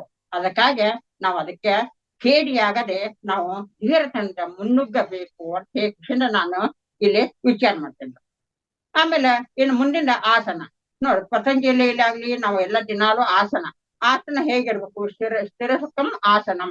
ಯಾವಾಗಲೂ ನಾವು ಧ್ಯಾನ ಕೂಡಿರ್ಬೇಕಾದ್ರೆ ಒಂದು ಯಾವ ಸ್ಥಿತಿಯಲ್ಲಿ ನಾವು ಕೂಡ್ಕೊಂಡ್ರ ದೀರ್ಘವಾಗಿ ನಾವು ಇರಬಲ್ಲೆವು ಅಂತ ಸ್ಥಿತಿಯನ್ನು ನಾವು ಆರಿಸ್ಕೊಳ್ಬೇಕು. ನಾವು ಸಹಜವಾಗಿ ಚಪ್ಪಲಿಗೆ ಹಾಕೊಂಡು ಕಸಿಂದ ಅಥವಾ ಚೇರ್ ಮೇಲೆ ಕುಂತ್ರ ಸರಿಯಾಗಿ ಹಿಂಗೆಲ್ಲ ಒಂದು ಕಾಲಿಟ್ಕೊಂಡು ಅಥವಾ ನೆಲಕ್ಕೆ ಕೂಡ್ದ ಒಂದು ಬೆಡ್ಶೀಟ್ ಒಂದು ಕಂಬಳಿಯನ್ನು ಹಾಯಿಸಿಕೊಂಡು ಕುಂತ ಕಸಿಂದ ನಾವು ಯಾವ್ದಾದ್ರು ಸುವಾಸನೆ ಇಟ್ಟವಾದ ಒಂದು ಊರಿನ ಕಡ್ಡಿ ಒಂದು ಸ್ಥಳ ಬೆಳಕುಗಳಿಂದ ಗಾಳಿಯಿಂದ ತುಂಬಿಕೊಂಡು ಶಾಂತ ಚಿತ್ತವಾದಂತ ಸ್ಥಳವನ್ನು ನಾವು ಆಯ್ಕೆ ಮಾಡಿ ಕುಂತದ್ದಾದ ನಮ್ಮ ಮನಸ್ಸು ಏಕಾಗ್ರತೆ ಆಗ್ತದ ಅಂತ ಕಸಿಂದ ನಿಮ್ಗೆಲ್ಲರಿಗೂ ಗೊತ್ತು. ಅಷ್ಟೇ ಅಲ್ಲ, 8 ದಿಕ್ಕುಗಳು ಸೇರಿ ಶಾಂತಿಯ ಸಂಕೇತವನ್ನ ನಾವು ತಿಳಿಸಬೇಕಾಗ್ತದೆ. 8 ದಿಕ್ಕುಗಳಿಗೆ ನಾವು ಧ್ಯಾನ ಕುಂಡಕ್ಕಿಂತ ಮೊದಲ 8 ದಿಕ್ಕುಗಳಿಗೆ ಒಂದು ಸಂಪೂರ್ಣವಾಗಿ ಸಂಕೇತವನ್ನು ಓಂಕಾರನಾದವನ್ನು ಯಾಕೆ ಹೇಳ್ತೀವಿ ನಾವು ಕುಂತದ್ದು 8 ದಿಕ್ಕುಗಳಿಗೆ ಓಂಕಾರದ ಸ್ಪಂದನ ಆಗ್ಬೇಕಾರಲ್ಲಿ. ಸ್ಪಂದನ ಆಗಿ ಅಲ್ಲಿ ನಕಾರಾತ್ಮಕ ವಿಚಾರಗಳ ಹೋಗಿ ಸಕಾರಾತ್ಮಕ ಆಲೋಚನೆಗೆಲ್ಲ ನಮ್ಮೊಳಗೆ ಇಳಿಬೇಕಾದ್ರೆ ಸುತ್ತಮುತ್ತಲ ವಾತಾವರಣ ಸಹಿತ ಅದು ಹೇಗಿರ್ಬೇಕು? ಶಾಂತಮಯವಾಗಿರ್ಬೇಕು. ಅದಕ್ಕಾಗಿ ಅಷ್ಟೇ ಅಲ್ಲ, ಸರ್ವರು ನಮ್ಮ ಅಕ್ಕಪಕ್ಕದಲ್ಲಿ ಏನ್ ಅದಾರಲ್ರಿ ಎಲ್ಲರೂ ಸರ್ವರು ಸೌಖ್ಯವಾಗಿರ್ಬೇಕು, ಅವರ ಆರೋಗ್ಯ ಪೂರ್ಣ ಉಳ್ಳವರಾಗಿರ್ಬೇಕು. ಅವರೆಲ್ಲರೂ ಸಹಿತ ನಮ್ಮ ಧ್ಯಾನದ ಕಡೆ ಬರಲಿ, ದೇವರಡೆಗೆ ಮುಖ ಮಾಡಲಿ ಅನ್ನುವಂತ ಒಂದು ಸಂಕಲ್ಪವನ್ನು ಮಾಡಿಕೊಳ್ಬೇಕು. ಮನಸ್ಸನ್ನ ಸಮಾಧಾನ ಮಾಡಿಕೊಂಡ ಕಡೆಯಿಂದ ಧ್ಯಾನದಲ್ಲಿ ಲೀನಾಗಬೇಕು. ಅಷ್ಟೇ ಅಲ್ಲ, ನಮ್ಮಿಂದ ಯಾವಾಗ ಒಳ್ಳೆಯ ಆಲೋಚನೆಗಳನ್ನ ನಾವು ಹೊರಗೆ ಕಳಿಸ್ತೇವೋ ಆಗ ಹೊರಗಿನ ಒಳ್ಳೆ ಆಲೋಚನೆ ಸಹಿತ ನಮ್ಮಲ್ಲೇ ಪ್ರವೇಶ ಮಾಡ್ತಾವೆ. ನಮ್ಮಲ್ಲೇ ಕೆಟ್ಟ ಭಾವನೆ ಬಂದ್ರೆ ಹೊರಗೂ ಎಲ್ಲ ಕೆಟ್ಟ ಭಾವನೆಗಳು ಬರ್ತಾವೆ. ಅದಕ್ಕಾಗಿ ನಮ್ಮ ಅಧ್ಯಾತ್ಮ ಜೀವನವನ್ನ ಸುಲಭ ಮಾಡ್ಲಿಕ್ಕೆ ನಾವು ಒಳ್ಳೆಯ ಸಂದೇಶಗಳನ್ನ ಒಳಗಡೆಯಿಂದ ಹೊರಗಿನಿಂದ ಎಲ್ಲವನ್ನು ನಾವು ಸ್ವೀಕಾರ ಮಾಡ್ತಾ ನಾವು ನಮ್ಮಲ್ಲೇ ಲೀನರಾಗಬೇಕು ಅಂತ ಹೇಳಿಂದ ಇಲ್ಲಿ ಒಂದು ವಿಚಾರಗಳನ್ನ ಹೇಳ್ಬಿಡ್ತೇನೆ. ಇನ್ನು ಮುಂದಿನ ಪ್ರಾಣಾಯಾಮ ಅಂತೂ ಎಲ್ಲರಿಗೂ ನಿಮಗೆಲ್ಲ ಗೊತ್ತೈತಿ ಯಾವ ರೀತಿ. ಬೆಳಿಗ್ಗೆ ಸುಮಾರು ಎಲ್ಲರೂ ಮಾಡ್ತಾ ಇದ್ದೇವೆ ನಾವು. ಇದು ಯಾಕೆ ಮಾಡೋದು ಅಂತ, ಪ್ರಾಣಾಯಾಮ ಅಂದ್ರೆ ಏನ, ಒಂದ ಸ್ಥಿಮಿತಕ್ಕೆ, ಒಂದು ಸಹಜ ಸ್ಥಿತಿಗೆ ತರೋದು. ಏನು ತರೋದು? ನಮ್ಮ ಆಲೋಚನೆಗೆ ಎಲ್ಲ ಒಂದು ಸಹಜ ಸ್ಥಿತಿಗೆ ತಂದ ಕಸಿಂದ ನಾವು ನಿಧಾನವಾಗಿ ಏನ್ ಮಾಡಬೇಕು, ಒಂದು ವಸ್ತುವಿನ ಮೇಲೆ ಮನಸ್ಸನ್ನ ಇಟ್ಟಾಗ ಉಸಿರು ನಮಗೆ ಅರಿದ ಕೆಲವು ಕ್ಷಣಗಳನ್ನ ನಿಂತು ಹೋಗ್ತೈತಿ. ಯಾವಾಗ ನಿಧಾನವಾಗಿ ಉಸಿರು ನಮ್ಮ ನಿಧಾನವಾಗಿ ಒಂದು ಕಡೆ ನಿಲ್ತದೋ ಆಗ ನಮ್ಮಲ್ಲಿರುವಂತ ಉದ್ಯೋಗ, ನಮ್ಮ ಏನ ತಳಮಳಿ ಇರ್ತದಲ್ಲ ಅದೆಲ್ಲ ಹೋಗ್ತದ. ಆಮೇಲೆ ಉಸಿರು ತೆಗೆದುಕೊಳ್ಳುವಾಗ ಆ ಜಗತ್ತಿನಲ್ಲಿರೋದೆಲ್ಲ ಒಳ್ಳೇದೆಲ್ಲ ನಮ್ಮೊಳಗೆ ಈತಾ ಇದೆ, ಹೊರಗಿಂದೆಲ್ಲ ನಮ್ಮೊಳಗೆ ಬರ್ತಾ ಇದೆ. ಆಮೇಲೆ ಕೆಟ್ಟದ್ದೆಲ್ಲ ಹೊರಗೆ ಉಸಿರು ಹೋಗುವಾಗ ಆ ನಮ್ಮಲ್ಲಿ ನಕಾರಾತ್ಮಕ ಎಲ್ಲವೂ ಹೊರಗಡೆ ಹೋಗ್ತಾ ಇದೆ ಅನ್ನುವಂತ ನಮ್ಮಲ್ಲಿ ಭಾವನೆಗಳು ಇರ್ಬೇಕು. ಆಗ ನಿಧಾನವಾಗಿ ಉಸಿರು ಒಳಗೆ ಹೋಗ್ಲಿ, ನಿಧಾನವಾಗಿ ಹೊರಗೆ ಬರ್ಲಿ. ಇದ ಒಂದು ಪ್ರಾಣದ ಕೆಲಸ ಮಾಡುತ್ತಿದೆ. ಪ್ರಾಣ ಅಂದ್ರೆ ಏನು? ಶಕ್ತಿ. ಇದ ದೇಹವನ್ನ ಪ್ರವೇಶ ಮಾಡ್ತದ. ಇದಕ್ಕಾಗಿ ಇದು ಒಂದು 5 ವಿಧಾನ ಅದಾವ್ ನೋಡ್ರಿ, ಅವೆಲ್ಲ ತಮ್ಗೆ ಗೊತ್ತಿರ್ಬೋದು. ಒಂದೇ ಪ್ರಾಣ 5 ರೀತಿ ಕವಲು ಹೊಡಿತಾವ್ರಲ್ಲ. ಕವಲು ಹೆಂಗ್ ಹೊಡಿತಾವ್ರ? ಪಾನ, ಅಪಾನ, ವ್ಯಾನ, ಉದಾನ, ಸಮಾನ. ಯಾವ್ದು? ಪಾನ, ಅಪಾನ, ವ್ಯಾನ, ಉದಾನ, ಸಮಾನ. ಈ ರೀತಿ ಒಂದೇ ಪ್ರಾಣ ಹಲವು ರೂಪಿನಲ್ಲಿ ಕೆಲಸ ಮಾಡ್ತಾವ. ಹೆಂಗಪ್ಪ ಅಂತ ಕೇಳಿದ್ರೆ, ಈಗ ಒಂದು ವಿದ್ಯುತ್ ಶಕ್ತಿ, ಅದನ್ನು ಫ್ಯಾನಿನಲ್ಲಿ ಹಾಕಿದಾಗ ಗಾಳಿ ರೂಪವಾಗಿ ಬರ್ತದೆ, ಹೌದಾ? ಒಂದು ಬಲ್ಬಿನ ಮುಖಾಂತರ ಬೆಳಕಾಗಿ ಬರ್ತದೆ. ಆಮೇಲೆ ಇನ್ನೂ ಅನೇಕ ರೀತಿಯಿಂದ ನಮಗೆ ಬರ್ತಾವಲ್ಲ. ಅದೇ ಪ್ರಕಾರ ಒಂದು ಏನ್ ಮಾಡ್ತಾ ಇದ್ದದು, ಉಸಿರಾಡಿಸುವುದನ್ನ, ತಿಂದದ್ದನ್ನ, ಕುಡ್ದದ್ದನ್ನ ಜೀರ್ಣಿಸ್ತದ ಒಂದು ಕಡೆ. ಆಮೇಲೆ ಅದೇ ವಸ್ತು ವಿಚಾರಗಳನ್ನ ಮಾಡ್ಲಿಕ್ಕೆ ಒಂದು ವಿಚಾರ. ಅನಾವಶ್ಯಕ ವಸ್ತುಗಳನ್ನೆಲ್ಲ ಹೊರಗೆ ಹಾಕಿಸಿಂದ ನರಗಳ ಶಕ್ತಿಯಂತೆ ದೇಹದ ತುಂಬೆಲ್ಲ ಕೆಲಸ ಮಾಡ್ತಾವು. ಇತ್ಯಾದಿಗಳನ್ನ ಈ ಕೆಲಸ ಮಾಡೋದು ಯಾವುದು? ಪ್ರಾಣಕ್ರಿಯೆ. ಪ್ರಾಣನ ಆ ರೀತಿ ಕೆಲಸ ಮಾಡ್ತೈತಂತ ಹೇಳಿದ್ರೆ ನಾವೆಲ್ಲ ಇಲ್ಲಿ ವಿಚಾರ ಮಾಡ್ಬೋದು. ಈ ಅಧ್ಯಾತ್ಮ ಶಕ್ತಿ ಹಂಗೆ ಎಲ್ಲಿಂದ ಪ್ರಾರಂಭ ಆಗ್ತದ ಅಂತ ಕೇಳ್ರ, ಮೂಲಾಧಾರದಿಂದ. ಗೊತ್ತೈತೆ ಎಲ್ಲಾರು ನಮಗೆ. ಮೂಲಾಧಾರ ಚಕ್ರದಿಂದ ಪ್ರಾರಂಭ ಆಗ್ತಿಂದ ಬೆನ್ನೆಲುಬಿನ ಮುಖಾಂತರವಾಗಿ ಪ್ರಾರಂಭ ಆಗಿ ಅಲ್ಲಿ ಸುಷುಮ್ನ ಅನ್ನುವಂತ ಕಾಲುವೆ ಇರ್ತದೆ. ಸುಷುಮ್ನ ಅನ್ನುವಂತ ಕಾಲುವೆ ಮೂಲಕ ಹರಿದ ಕಸಿಂದ ಅಲ್ಲಿ ಚಕ್ರನೆಲ್ಲ ದಾಟಿ ಸಹಸ್ರಾರ ಚಕ್ರದಲ್ಲಿ ತೀರದಲ್ಲಿ ಕೊನೆಗೆ ಹೋಗ್ತದೆ. ಇದು ಅಧ್ಯಾತ್ಮ ಶಕ್ತಿಯನ್ನ ಕುಂಡಲಿನಿ ಶಕ್ತಿ ಅಂತ ಹೇಳಿ ಅಂತಾರೆ. ಇದು ಕೇವಲ ಕೆಳಮಟ್ಟದಲ್ಲಿ ಕೆಲಸ ಮಾಡ್ತೈತಿ ನೋಡ್ರಿ, ಅದು ಕುಂಡಲಿ ಶಕ್ತಿ. ಅದನ್ನ ಏನ್ ಮಾಡ್ಬೇಕೈತಿ? ಅದು ಮೇಲ್ಮುಖಾಂತರ ನಾವು ಕೆಲಸ ಮಾಡ್ಬೇಕಾದ್ರೆ ನಾವ ಈ ಚಕ್ರ ಮುಖಾಂತರ ನಾವ್ ಏಕಾಂತವಾಗಿ ನಾವಲ್ಲಿ ಹೋಗ್ಬೇಕಾಗ್ತೈತದ. ಮೂಲಾಧಾರ ಅನ್ನೋದು ಅಲ್ಲಿಂದ ಅದು ಹೆಂಗೈತಿ? ಸ್ವಾಧಿಷ್ಠಾನ, ಮಣಿಪೂರಕ, ಅನಾಹತ, ವಿಶುದ್ಧಿ, ಚಕ್ರ ಮುಖಾಂತರ ಇಲ್ಲಿ ಹೋಗಿಸಿಂದ ಅದ ಕೊನೆಗೆ ಏನಾಗ್ತೈತಿ? ಅದು ಯಾವುದೇ ರೀತಿಯಿಂದ ಕಾಣಿಸಿಲ್ಲದ ಒಂದು ಗ್ಲೋಬಿನ ಮುಖಾಂತರ ಅದು. ಈಗ ನೋಡು, ಒಂದು ಶಿಕ್ಷಕರು ಇದು ಉತ್ತರ ಧ್ರುವ, ಇದು ದಕ್ಷಿಣ ಧ್ರುವ, ಇದು ಸಮಭಾಜಕ, ಇದು ವೃತ್ತ, ಇದು ಅಂತ ಹೇಳಿ ರೇಖೆ ಮುಖಾಂತರ ತೋರಿಸ್ತಾರೆ ಶಿಕ್ಷಕರು. ಆದ್ರೆ ಇದು ಈ ಚಕ್ರಗಳನ್ನ ತೋರಿಸ್ಲಿಕ್ಕೆ ಆಗೋದಿಲ್ಲ. ಇದನ್ನ ಅನುಭವದಿಂದ ಮಾತ್ರ ಪಡಿಲಿಕ್ಕೆ ಸಾಧ್ಯ ಇರ್ತದ. ಅದಕ್ಕಾಗಿ ಉಸಿರನ್ನ ಪೂರಕ, ರೇಚಕ, ಕುಂಭಕ ಅಂತ 3 ಭಾಗ ಮಾಡ್ಕೇಸಿಂದ ಅದೆಲ್ಲ ವಿವರವಾಗಿಸಿಂದ ನಮ್ಮ ನಾಗರಾಜ್ ಗುರು ಆಗ್ಲಿ ಆಮೇಲೆ ಇವರೆಲ್ಲ ಹೇಳಿದಾರ. ಅದಕ್ಕೆ ಸಮಯ ಬಹಳ ಆಗ್ತದ. ಅದಕ್ಕೆ ಓಂಕಾರ ನಾದವನ್ನು ಉಚ್ಚರಿಸ್ತಾ ನಮ್ಮಲ್ಲಿ ಪವಿತ್ರವಾದನ್ನೆಲ್ಲ ನಾವು ಒಳಗೆ ತುಂಬ್ಕೋತಾ ಇದ್ದೇವೆ. ಒಳಗೆ ಉಸಿರಿ ತಗುವಾಗ, ಹೊರಗೆ ಉಸಿರಿ ಬಿಡುವಾಗ ಅಪವಿತ್ರದೆಲ್ಲ ಹೊರಗೆ ಹೋಗ್ತಾ ಇದೆ ಅನ್ನೋಂತ ಭಾವನೆ ಅನುಭವಿಸಬೇಕು. ಬರೀ ತಿಳ್ಕೊಳ್ಬೇಕಷ್ಟಲ್ಲ, ಅದನ್ನ ನಾವೆಲ್ಲರೂ ಏನ್ ಮಾಡ್ಬೇಕು? ಅನುಭವಿಸ್ಬೇಕು. ಅನುಭವದಿಂದ ಮಾತ್ರ ಅದು ಸಾಧ್ಯ ಆಗ್ತದ. ಅನುಭವದಿಂದ ನಮಗ ಈ ಯೋಗಿಗಳಾದವರಾಗಲಿ ಅಥವಾ ಅವರ ಯಾರೇ ಒಂದು ಜ್ಞಾನಿಗಳಾದವರಾಗಲಿ ಅದನ್ನ ಅನುಭವಿಸಿದ್ರೆ ಮಾತ್ರ ಅದು ನಮಗೆ ಸಾಧ್ಯ ಆಗ್ತದಂತ ಹೇಳಿಕಿಂದ ನಾವೆಲ್ಲರೂ ಮಾನಸಿಕವಾಗಿ ಕೊಳೆಯೆಲ್ಲ ನಮಗೆ ಕೂತದಂತ ತಿಳ್ಕೊಬೇಕು. ಕುಂಭಕದಲ್ಲಿ ಸ್ವಲ್ಪ ಉಸಿರನ್ನು ನಿಲ್ಲಿಸಿದಾಗ ಅದು ಕುಂಡ್ಲಿ ಶಕ್ತಿಯನ್ನು ಹೊಡೆದು ಎಬ್ಬಸಾತೈತದು. ನಮ್ಮಲ್ಲಿ ಇರುವಂತದ ಕುಂಡ್ಲಿ ಶಕ್ತಿ ಎಬ್ಬಸಾತೈತೆ ಅಂತ ಹೇಳಿಕಿಂದ್ರೆ ನಾವು ಭಾವಿಸಬೇಕು. ನಾವು ಪ್ರಾಣಾಯಾಮವನ್ನ ಪ್ರಾರಂಭ ಮಾಡುವಾಗ ಗೊತ್ತೈತಲ್ಲ, ಬಲಗೈ ಹೆಬ್ಬಟ್ಟಿನಿಂದ ಒಂದು ಬೆರಳಿನಿಂದ ಹೆಬ್ಬೆರಳಿನಿಂದ ಹಿಡ್ಕೊಂಡು ಇದನ್ನ ಯಾವ ರೀತಿ ಉಸಿರನ್ನು ತಗೊಂಡು ಒಂದು ಕಡೆಯಿಂದ ಬಿಡೋದಂತೆ ಇದಕ್ಕೆಲ್ಲ ಪ್ರಾಣ ಅನುಲೋಮ ವಿಲೋಮ ಅಂತ ನಾವು ಹೇಳ್ತೀವಿ. ಇದನ್ನ ಮೊದಲ ಪ್ರಾರಂಭಕ 8 ರಿಂದ 10 ಸಲ ಮಾಡಿದ್ರೆ ನಾವು ಅದ ಕೊನೆಗೆ ಬರ್ತಾ ಬರ್ತಾ ಬರ್ತಾ ಹೆಚ್ಚಾಗಿ ಅದು ಸ್ವಾಭಾವಿಕ ಆಗ್ತದೆ. ಆಮೇಲೆ ಇದು ಬರೀ ಉಸಿರನ್ನ ತೆಗೆದುಕೊಳ್ಳೋದು ಬಿಡೋದು ಮುಖ್ಯ ಅಲ್ಲ, ಇದರ ಹಿಂದೆ ಇರುವಂತ ಮಾನಸಿಕ ಭಾವನೆಯ ಸಂಬಂಧ ಅತಿ ಮುಖ್ಯ ಐತಿ ನೋಡು. ನಾವು ಮಾನಸಿಕ ಭಾವನೆ ಯಾವ ರೀತಿ ಅಂತ ಅದು ನೋಡ್ಬೇಕಾದ್ರು ಆಧ್ಯಾತ್ಮಿಕ ಜೀವನದಲ್ಲಿ ಮುಂದೆ ಮುಂದುವರಿಯುತ್ತಾ ಬರ್ತಾನೋ ಆಗ ಮನಸ್ಸು ಏನಾಗ್ತದ ಊರ್ಧ್ವಗಾಮಿಯಾಗಿ ಉತ್ತಮ ಭೂಮಿಕೆಯಲ್ಲಿ ಮೇಡಮ್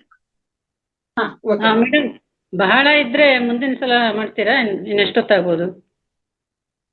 ಅದು ಇನ್ನೊಂದು ತಗೋತೇನೆ ನನ್ಗೆ ಅದ್ರ ಇನ್ನೊಂದು ಪೀರಿಯಡ್ ನೆಕ್ಸ್ಟ್ ಟೈಮ್ ಈಗ ನಾನು ಇನ್ನೊಂದು ಸ್ವಲ್ಪ ಒಂದು ಪ್ಯಾರ ಮಾಡಿ ಇವತ್ತಿನ ಮುಗಿಸ್ತೇನೆ ಇದು. ಇನ್ನೊಂದು ಪ್ಯಾರ ಎಷ್ಟೋ 4 ಅಂದ್ರೆ 30 ತನಕ ನಾನು ವಿಚಾರ ಮಾಡಿದ್ದೇನೆ, ಇನ್ನೂ 4:30 ಆಗಿಲ್ಲ ಅಂದ್ರೆ ಅದು ಇನ್ನೊಂದು ತಗೋತೇನ್ರಿ. ಇನ್ನೊಂದು ಪ್ರತ್ಯಾಹಾರ ಬಗ್ಗೆ ಸ್ವಲ್ಪ ಹೇಳ್ಬಿಡ್ತೇನೆ. ಇನ್ನು ಈ ರೀತಿ ಯಾವಾಗ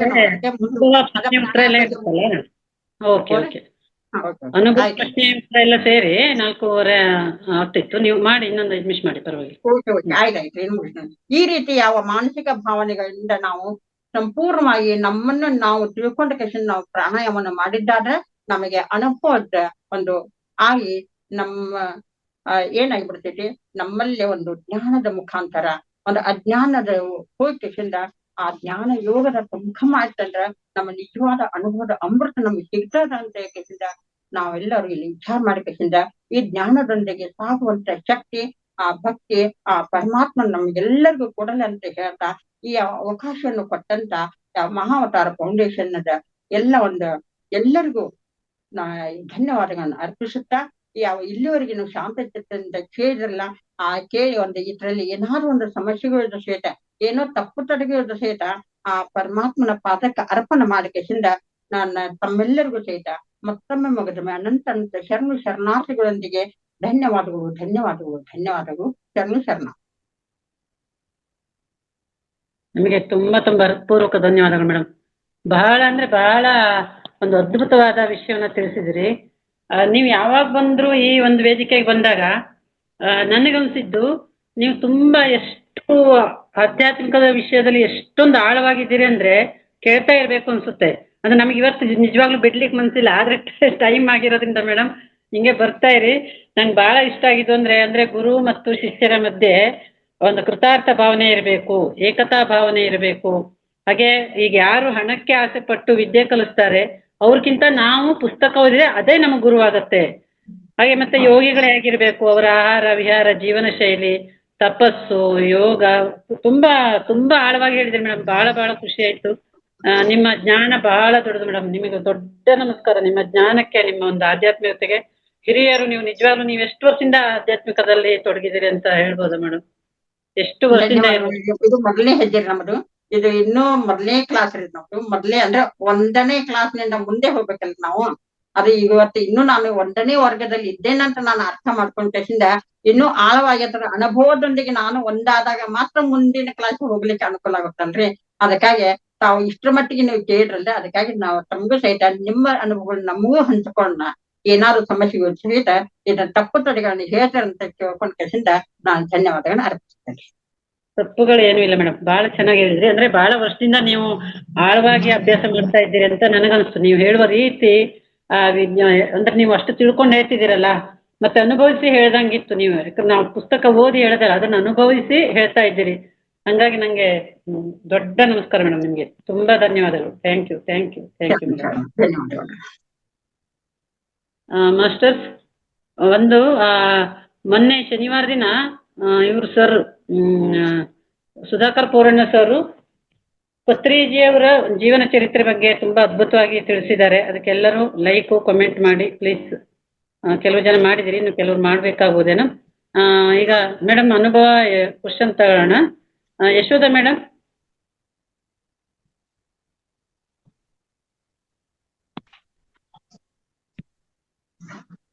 ಯಶೋಧ ಮೇಡಮ್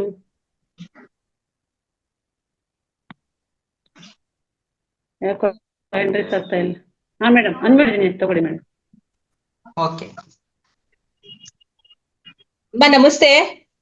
ನಮಸ್ತೆ ನಮಸ್ತೆ ರೀ. ಪೂಜ್ಯನೀಯ ಭಾವ ಬರ್ತಿದೆ ಅಮ್ಮ ನಿಮ್ಮ ನೋಡಿದ್ರೆ. ಎಷ್ಟು ಹಾಗೇನಿಲ್ಲ, ಎಲ್ಲರೂ ನಾವು ನೀವು ಒಂದೇ ಪಯಣ ಅಲ್ರಿ. ನಮ್ದು ಅಧ್ಯಾತ್ಮ ಪಯಣ, ನಿಮ್ದು ಅಧ್ಯಾತ್ಮ ಪಯಣ, ಎಲ್ಲರೂ ಒಂದರಿ ಇದು. ಇಲ್ಲ ಅಮ್ಮ, ಅಂದ್ರೆ ತುಂಬಾ ಚೆನ್ನಾಗಿ ಸ್ವಾಧ್ಯಾಯ ಕೊಡ್ತಿದ್ದೀರ. ಬೇಕಮ್ಮ, ಇನ್ನೂ ಬೇಕು. ನಾನ್ ಫಸ್ಟ್ ಟೈಮ್ ಕೇಳ್ತಿರೋದು. ಈ ಸ್ವಲ್ಪ 10 ನಿಮಿಷ ಆಯ್ತು ಅಷ್ಟೇ ಕೇಳಿಸ್ಕೊಂಡು, ಹೊರಗಡೆ ಹೋಗಿದ್ದೆ, ಇವಾಗ ಬಂದು ಆನ್ ಮಾಡ್ಕೊಂಡೆ ನಾನು. ತುಂಬಾ ಚೆನ್ನಾಗಿದೆ. ಇನ್ನೂ ಕೊಡ್ತಾ ಇರಿ, ವಿಡಿಯೋ ನೋಡ್ತೀನಿ ನಾನು, ಇದು ವಿಡಿಯೋ ಕೇಳಿಸ್ಕೊತೀನಿ. Okay. ಚೆನ್ನಾಗಿದೆ ಅಮ್ಮ, ಥ್ಯಾಂಕ್ ಯು ಅಮ್ಮ, ತುಂಬಾ ಥ್ಯಾಂಕ್ ಯು. ಥ್ಯಾಂಕ್ ಯು, ಧನ್ಯವಾದಗಳು. ನಮಸ್ತೆ. ಜ್ಯೋತಿ ಮೇಡಮ್ ಮಾತಾಡಿ. ಹಾ, ನಮಸ್ತೆ ಅಮ್ಮ. ನಮಸ್ತೆ ನಮಸ್ತೆ. ಶಾಸ್ತ್ರಿ ಅಮ್ಮ. ನಮಸ್ತೆ ನಮಸ್ತೆ. ಸುತೇಜ ಮೇಡಮ್. ನಮಸ್ತೆ. ಅಂದ್ರೆ ಹೇಳಿದ್ರಿ, ನಾನು ಇನ್ನು ಫಸ್ಟ್ ಸ್ಟ್ಯಾಂಡರ್ಡ್ ಅಲ್ಲಿ ಇದ್ದೀನಿ ಅಂತ. ಆಧ್ಯಾತ್ಮದಲ್ಲಿ ಖಂಡಿತ ಸಾಧ್ಯ ಇಲ್ಲ.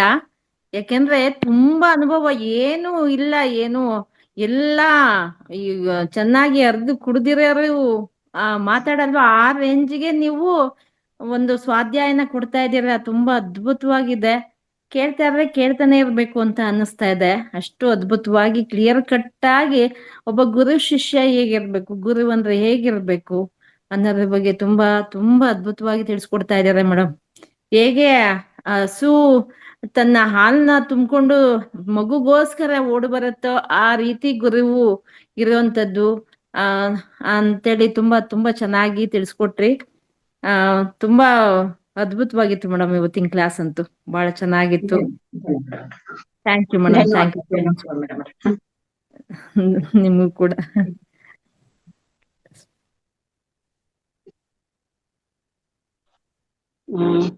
ಶಿವರತ್ನ ಮೇಡಮ್ ಮಾತಾಡಿ.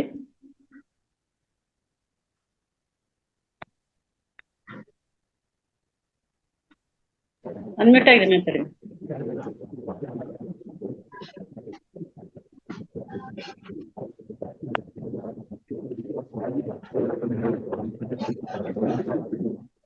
ಮಾತಾಡ್ತಿದ್ದೀರಾ? ಕೇಳ್ತಾ ಇಲ್ವಲ್ಲ?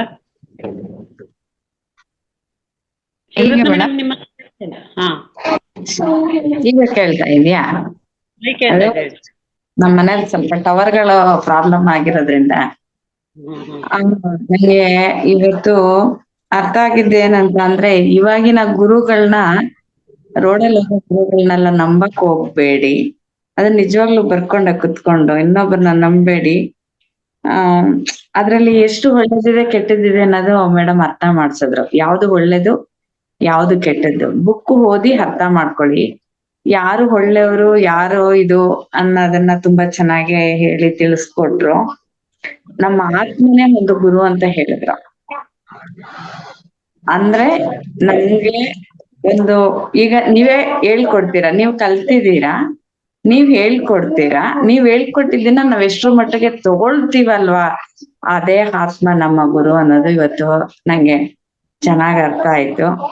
ಅದು ತುಂಬಾ ಯೋಚನೆ ಮಾಡಿದ್ರೆ ಎಷ್ಟು ಹೋಗುತ್ತೆ, ಎಷ್ಟು ನಮ್ ಜೀವನದಲ್ಲಿ ನಾವು ಸರಿ ಮಾಡ್ಕೋಬೇಕು ಅನ್ನೋದು ಅರ್ಥ ಆಗತ್ತೆ ಮೇಡಮ್. ನಿಜವಾಗ್ಲೂ ನಮ್ಮ ಅಮ್ಮನ್ ನೋಡ್ದಂಗ ಆಗ್ತಾ ಇದೆ ನಿಮ್ಮನ್ನ. ಖುಷಿ ಆಗ್ತಾ ಇದೆ. ನಮಸ್ತೆ. ಧನ್ಯವಾದಗಳು, ಧನ್ಯವಾದ. Thank you. ಈ ಒಂದು ಎಲ್ಲ ಸಿಕ್ಕಿರೋದಕ್ಕೆ ನಾವು ಎಷ್ಟು ಧನ್ಯವಾದ ಹೇಳ್ಬೇಕು. ಆ ಥ್ಯಾಂಕ್ಸ್ ಅಂತ ಹೇಳೋದಕ್ಕೆ ಅರ್ಥ ನಾನು ಮೊದ್ಲು ಗೊತ್ತಿರ್ಲಿಲ್ಲ, ಇವಾಗ ಅರ್ಥ ಆಗ್ತಾ ಇದೆ. ಹೌದು, ಒಳ್ಳೇದಕ್ಕೆ ಥ್ಯಾಂಕ್ಸ್ ಹೇಳಿದ್ರೆ ಎಷ್ಟು ಬೆನಿಫಿಟ್ ನಮಗ್ ಸಿಗುತ್ತೆ, ಎಷ್ಟು ಖುಷಿ ಸಿಗುತ್ತೆ. ಆಗುತ್ತೆ. ಆ ಕಡೆ ಮುಖ ಹೊಳಿಸಿದ್ರೆ ಸಾಕ್ರಿ, ತಾನಾಗೇನೆ ಹೆಜ್ಜೆ ಮೂಡಿರ್ತಾವ. ಆ ಕಡೆ ಮುಖ ಮಾಡೋರಿಗೆ ಮಾತ್ರ ಸ್ವಲ್ಪ ಹೇಗೆ ಏನು ಅಂತ ಇದೆ. ಈ ಕಡೆ ಹೋಗೋದ್ರೆ ಈ ಕಡೆ ನಾವು ಊರು ತಲುಪಬೇಕಾಗಿದೆ. ಊರು ತಲುಪಬೇಕಾದ್ರೆ ಈ ಕಡೆ ಹೋಗ್ಬೇಕಾದ್ರೆ ಅದನ್ನ ನಾವು ಈ ಕಡೆ ಮುಖ ಮಾಡ್ರಿ ಹೇಗೆ ಸಾಧ್ಯ ಇತ್ತು. ಈ ಕಡೆ ಹೊರಟಿದ್ವಿ ಅನ್ನಂತ ನಮ್ಗೆ ಹೆಜ್ಜೆ ತಾನಾಗೆ ಬರ್ತದೆ. ಹೌದು, ನನ್ಗೆ ಇನ್ನ ತುಂಬಾ ಬಲವಾಗಿದ್ದು, ನಾನು ದೃಢವಾಗಿ ನಾನೇನೇ ಮಾಡಿದ್ರು ದೃಢವಾಗಿ ಮಾಡ್ತೀನಿ ಅಂತ ಹೇಳಿದ್ರಲ್ವಾ, ಅದು ನಂಗೆ ತುಂಬಾನೇ ಇಷ್ಟ ಆಯ್ತು. ಹೌದು, ಅದನ್ನೆಲ್ಲ ನಾವು ಅಳವಡಿಸ್ಕೊಂಡ್ರೇನೆ ನಾವು ನಿಮ್ ಒಂದು ಒಂದು ಧ್ಯಾನಕ್ಕೆ ಒಂದು ಮರ್ಯಾದೆ ಕೊಟ್ಟಂಗಾಗತ್ತೆ, ಜ್ಞಾನಕ್ಕೆ ಒಂದು ಮರ್ಯಾದೆ ಕೊಟ್ಟಂಗಾಗತ್ತೆ ಅಂತ ಅನ್ನಿಸ್ತು ಮೇಡಮ್. ನಂಗೆ ತುಂಬಾ ಖುಷಿ ಆಯ್ತು. Thank you madam, thank you. Sannagoud sir. ನಮಸ್ತೆ ಮೇಡಮ್, ಎಲ್ಲ ಆತ್ಮ ಬಂಧುಗಳಿಗೂ ಶರಣಾರ್ಥಿಗಳು. ನಮ್ಮ ಸಾವಿತ್ರಿ ಮೇಡಮ್ ಅವರು ಮಾತಾಡ್ತಕ್ಕಂತ ಶೈಲಿ, ಅವ್ರ ವೇಷಭೂಷಣ, ಅವ್ರ ಇರ್ತಕ್ಕಂತ ರೀತಿ, ಅವರ ಆಚಾರ ವಿಚಾರಗಳನ್ನ ನೋಡ್ಬಿಟ್ರೆ ನಿಜಕ್ಕೂ ಮೇಡಮ್ ಶರಣೀಯರು ಅಕ್ಕಮಹಾದೇವಿ ಹಾಗೂ ನಮ್ಮ ಹೇಮರೆಡ್ಡಿ ಮಲ್ಲಮ್ಮರ ಒಂದು ಕಲ್ಪನೆಯ ನೀವು ಮಾತಾಡೋ ನೋಡಿದ್ರೆ ಇವತ್ತಿನ ವಾಚನ ಕೂಡ ಅದ್ಭುತವಾಗಿತ್ತು. ನಿಜಕ್ಕೂ ಕೂಡ ಬಾಂಧವ್ಯ ಹೆಂಗಿರ್ಬೇಕು. ಇಲ್ಲ ಮೇಡಮ್, ಅವ್ರಾದ್ರೂ ಕೂಡ ಅವ್ರು ಹಂಗಂತ ಭೂಮಿ ಮೇಲೆ ದಿಢೀರ್ ಅಂತ ಇಳಿದವ್ರಲ್ಲ. ಅವರು ಕೂಡ ನಾವು ಅಕ್ಕಿಯ ಒಂದು ಜೀವನ ಚರಿತ್ರೆ ನೋಡಿದಾಗ ಏನೋ ಒಂದು ಆಲೋಚನೆ ಬಂತು ಅವರಿಗೆ, ಈ ಪ್ರಪಂಚ ಏನಿದು, ಭಗವಂತ ಎಲ್ಲರೂ ಪೂಜೆ ಮಾಡಿದ್ರೆ ಏನ್ ಸಿಗುತ್ತೆ, ಹಂಗಾರ ಯಾರು ನಾನೇ ಅವರೊಂದಿಗೆ ಮುಖ ಹೊರಸಿದ್ರೆ ಸಾಕ್ರಿ. ಅವರ ಆಚಾರ ವಿಚಾರಗಳು ನಮ್ಮ ಮುಂದಿಗೆ ಎಷ್ಟರ ಮಟ್ಟಿಗೆ ಬರ್ತಾವ್ರಿ. ಅದ್ರತ್ತ ನಾವು ಹೋಗೋರು. ಧನ್ಯವಾದಗಳು ಮಾಸ್ಟರ್. ಮತ್ತೆ ಯಾರಾದ್ರೂ ನಿಮ್ಮ ಅನುಭವಗಳು, ಪ್ರಶ್ನೋತ್ತರಗಳು? ತುಂಬಾ ಚೆನ್ನಾಗಿ ಹೇಳಿದ್ದಾರೆ ಮೇಡಮ್ ಅವರು. ಜ್ಞಾನ ಯೋಗದ ಬಗ್ಗೆ ಜ್ಞಾನದ ಧಾರೆಯನ್ನೇ ಅರಿದ್ದಾರೆ ನಮ್ಗೆ, ಅಷ್ಟು ಚೆನ್ನಾಗಿ. ಮತ್ತೆ ಮೊನ್ನೆ ವಿಡಿಯೋ ಎಲ್ಲರೂ ಲೈಕ್ ಕಾಮೆಂಟ್ ಮಾಡಿ. ಈಗ ಬರೀ 8-10 ಜನ ಮಾಡಿದ್ದಾರೆ, 25 ಜನ ಇದ್ದೀವಿ. ಅದೊಂದು ಕಡಿಮೆ ಆಗ್ತಾ ಇದೆ, ಯಾಕೆಂತ ಗೊತ್ತಿಲ್ಲ. ಮಾಸ್ಟರ್ಸ್ ಮತ್ತೆ ಯಾರಾದ್ರೂ ಮಾತಾಡೋದಿದ್ಯಾ? ಸಣ್ಣಗೌಡ್ ಸರ್ ಮಾತಾಡ್ತಾ ಇದ್ದಾರೆ, ಯಾಕೋ ಕಟ್ಟಾಯ್ತು. ಸರ್ ಮಾತಾಡ್ಬೇಕಾ? ಸಣ್ಣಗೌಡ್ ಸರ್ ಕೊಟ್ಟಿದ್ದೀನಿ ಮ್ಯಾಮ್, ಅವ್ರಿಗೆ ಆಪ್ಷನ್ಸ್ ಕೊಟ್ಟಿದ್ದೀನಿ. ಅಲ್ಲ, ಅವ್ರು ಸ್ವಲ್ಪ ಬ್ರೇಕ್ ಆಗ್ತಾ ಇತ್ತು. ಓಕೆ, ಈಗ ಕೇಳ್ತಾ ಇದ್ರಾ? ಹಾ, ಈಗ ಕೇಳ್ತಿದೆ, ಹೇಳಿ. ಕೇಳ್ತಾ ಇದ್ರಾ? ಹಾ, ಈಗ ಕೇಳ್ತಾ ಇದೆ, ಹೇಳಿ. Okay okay yes. ಅದೇ ಮೇಡಮ್ ಅವರು, ನಾನು ಅವರಷ್ಟು ದೊಡ್ಡವರಲ್ಲ, ಶರಣೆಯರಷ್ಟು ದೊಡ್ಡವರಲ್ಲ, ಅವ್ರನ್ನ ಯಾಕೆ ಹೋಲಿಕೆ ಮಾಡ್ತೀರಿ ಅಂತ ಇದ್ರು ಮೇಡಮ್ ಅವರು. ಅದಕ್ಕೆ ಯಾರು ಭೂಮಿ ದಿಢೀರ್ ಅಂತ ಬಂದವರಲ್ಲ, ಎಲ್ಲರೂ ಕೂಡ ಈ ಭೂಮಿ ಪ್ರಪಂಚಕ್ಕೆ ಬಂದ್ಮೇಲೆ ಅರಿವಿಗೆ ಓದಿ ತಿಳ್ಕೊಂಡು ಆ ಮಟ್ಟ ಮುಟ್ಟಿರ್ತಕ್ಕಂಥದ್ದು. ಅವನ್ ನಿಟ್ಟಿನಲ್ಲಿ ತಾವು ಆಲ್ರೆಡಿ ಆ ಒಂದು ಮಾರ್ಗದಲ್ಲಿ ಸುಮಾರು ದೂರ ಹೋಗಿದ್ದೀರಾ. ಹಂಗಿದ್ದಾಗ ಅವರೊಂದು ಹೋಲಿಕೆ ಮಾಡಿದ್ರೆ ತಪ್ಪೇನಲ್ಲ ಮೇಡಮ್. ನಿಜ ಕೂಡ ಅವೆಲ್ಲಾ ಗುಣಗಳನ್ನ ನೀವು ಅಳವಡಿಸ್ಕೊಂಡಿರ. ನಿಮ್ಮಂತವ್ರು ನಮಗ್ ಬಂದು ಜ್ಞಾನ ಕೊಡ್ತೀರಾ. ನಿಜಕ್ಕೂ ಕೂಡ ಇಂಥ ಒಂದು ಲಿಂಕ್ ಅನ್ನ, ಕಲ್ಪನೆಯನ್ನ, ಅವಕಾಶವನ್ನ ಮಾಡಿಕೊಟ್ಟಿರ್ತಕ್ಕಂಥ ಮಹಾವತಾರ ಫೌಂಡೇಶನ್ಗೂ ಆಯೋಜನೆ ಮಾಡಿರ್ತಕ್ಕಂಥ ಇವತ್ತಿನ ಎಲ್ಲಾ ಒಂದು ಪ್ರಮುಖರಿಗೂ ವಂದಿಸುತ್ತಾ ನನ್ನ ಮಾತು ಮುಗಿಸ್ತಾ ಇದ್ದೀನಿ. ಧನ್ಯವಾದ ಮೇಡಮ್ ತಮ್ಮೆಲ್ಲರಿಗೂ ಕೂಡ. ಧನ್ಯವಾದಗಳು. ಅಂತ ಜಗತ್ತಿಗೆ ಗುರು ಅನ್ಸ್ಕೊಂಡಂತ ಮಹಾತ್ಮ ಬಸವಣ್ಣವ್ರು ನನಗಿಂತ ಹಿರಿಯರಿಲ್ಲ, ಶಿವಭಕ್ತರಿಗಿಂತ ಹಿರಿಯರಿಲ್ಲ ಅಂತ ಹೇಳಿದಾರೆ. ನಾವು ಯಾವ ಇದನ್ರಿ, ಇನ್ನೂ ನಾವು ಅದರೊಂದಿಗೆ ಅರ್ಥ ಮಾಡ್ಕೊಂಡು ಆ ವಚನ ಸಾಹಿತ್ಯವನ್ನು ಹೇಳ್ತಾ ಓದ್ತಾ ನಮ್ಮ ಜೀವನವನ್ನ ಮುನ್ನೋಗೋಣ ಎಲ್ಲರೂ ಕೂಡಿ ಅಷ್ಟೇ. ನಮಸ್ತೆ ಅಮ್ಮ. ಒಂದ್ ಸ್ವಲ್ಪ ಹೊರಗಡೆ ಹೋಗೋದಿತ್ತು, ಹಂಗಾಗಿ ಒಂದ್ 10 ನಿಮಿಷ ನಿಮ್ನ ಜ್ಞಾನವನ್ನ ಕೇಳ್ಕೊಂಡು ನಮ್ಮ ಅತ್ತೆಯವ್ರಿಗೆ ಫೋನ್ ಕೊಟ್ಟು ಹೋಗಿದ್ದೆ. ಅತ್ತೆಯವ್ರು ಕೇಳಿಸ್ಕೊಂತ ಇದ್ರು. ತುಂಬಾ ಚೆನ್ನಾಗಿತ್ತಮ್ಮ ಕ್ಲಾಸ್. ಮತ್ತೆ ಪುನಃ ಈ ವಿಡಿಯೋ ನಾನು ನೋಡ್ತೀನಿ. ಇನ್ನು ಉಳಿದ ಭಾಗವನ್ನ ನೀವು ಮತ್ತೆ ಮುಂದಿನ ತಿಂಗಳು ಮುಂದುವರಿಸಿ ಅಮ್ಮ ನೀವು. ಮೇಡಮ್, ಇನ್ನೊಂದು ದಿವಸ ಆಗ್ತದೆ. ಇನ್ನೊಂದು ದಿವಸ ಬೇಕು. ಇನ್ನು 45 ಮತ್ತೆ ಇದನ್ನ ಮುಂದಿನ ತಿಂಗಳು ಮುಂದೆ ವರ್ಸಿ. ಮೇಡಮ್, ಇನ್ನೊಂದು ಏನಿದು 1988ನೇ ಇಸ್ವಿಯಲ್ಲಿ ಒಂದು ಪುಸ್ತಕ ಕೊಟ್ಟಿದ್ರು. ಯಾರೋ ಒಬ್ರು ಹಿಂಗ ಗುರುಗಳು ಯಾರೋ ಹಿಂಗ ಪ್ರವಚನ ಹೇಳಿಕಂತ ಬಂದಿದ್ರು ನಮ್ಮ ಊರಿಗೆ. ಅವಾಗ ನಾ ಏನ್ ಮಾಡಿದ್ರು, ಓದಿದ್ರು 1988ರಲ್ಲಿ. ಆಮೇಲೆ ಅವ್ರಿಗೆ ಮತ್ತೆ ವಾಪಸ್ ಕೊಡ್ಬೇಕಲ್ರಿ ಪುಸ್ತಕ ಅಂತ ಹೇಳಿ ನಾ ಏನ್ ಮಾಡಿದ್ರಿ, ಅದೆಲ್ಲ ಒಂದು ಡೈರಿ ಒಳಗೆ ಬರ್ತಾಗಿದ್ರು. ಸೂಪರ್. ಎಲ್ಲರೂ ಸ್ವೀಟ್ ಅಂಡ್ ಫ್ಯಾಟ್ ಆಗಿ ಏನೋ ಜೆರಾಕ್ಸ್ ಏನೋ ಒಂದ್ ಮಾಡ್ಕೊಂತಾರೆ. ನೀವ್ ಬರ್ಕೊಂಡಿದ್ರಂದ್ರೆ ಗ್ರೇಟ್ ಅಮ್ಮ. ಮೇಡಮ್ಗೆ ಈಗ ಎಷ್ಟು ನಾವು ಪ್ರೋತ್ಸಾಹ ಕೊಡ್ತಾ ಇದ್ದಾರೆ ನಮ್ಗೆ ಅವರು. ಈ ರೀತಿ ಹೋರಾಗಿ ಹೇಳಿಕೆ ಅವಕಾಶ ಎಲ್ಲೂ ಸಿಗ್ಲಿಲ್ಲ. ಒಂದ್ ತಿಂಗಳ ತನಕ ಪ್ರವಚನ ಮಾಡಿದ್ರೆ ಕೆಲವೊಂದು ವಿಷಯಗಳನ್ನ ಆಯ್ಕೆ ಮಾಡಲಿ ನಾನು ಅದು ಸಂಪೂರ್ಣವಾಗಿ ಇವರಾಗಿ ಹೇಳಿಕೆ ಅವಕಾಶ ಮಾಡಿಕೊಟ್ಟದ್ದಕ್ಕಾಗಿ ನಮ್ಗೆಲ್ಲರಿಗೂ ಅನಂತ ಧನ್ಯವಾದಗಳು. Okay, thank you so much masters.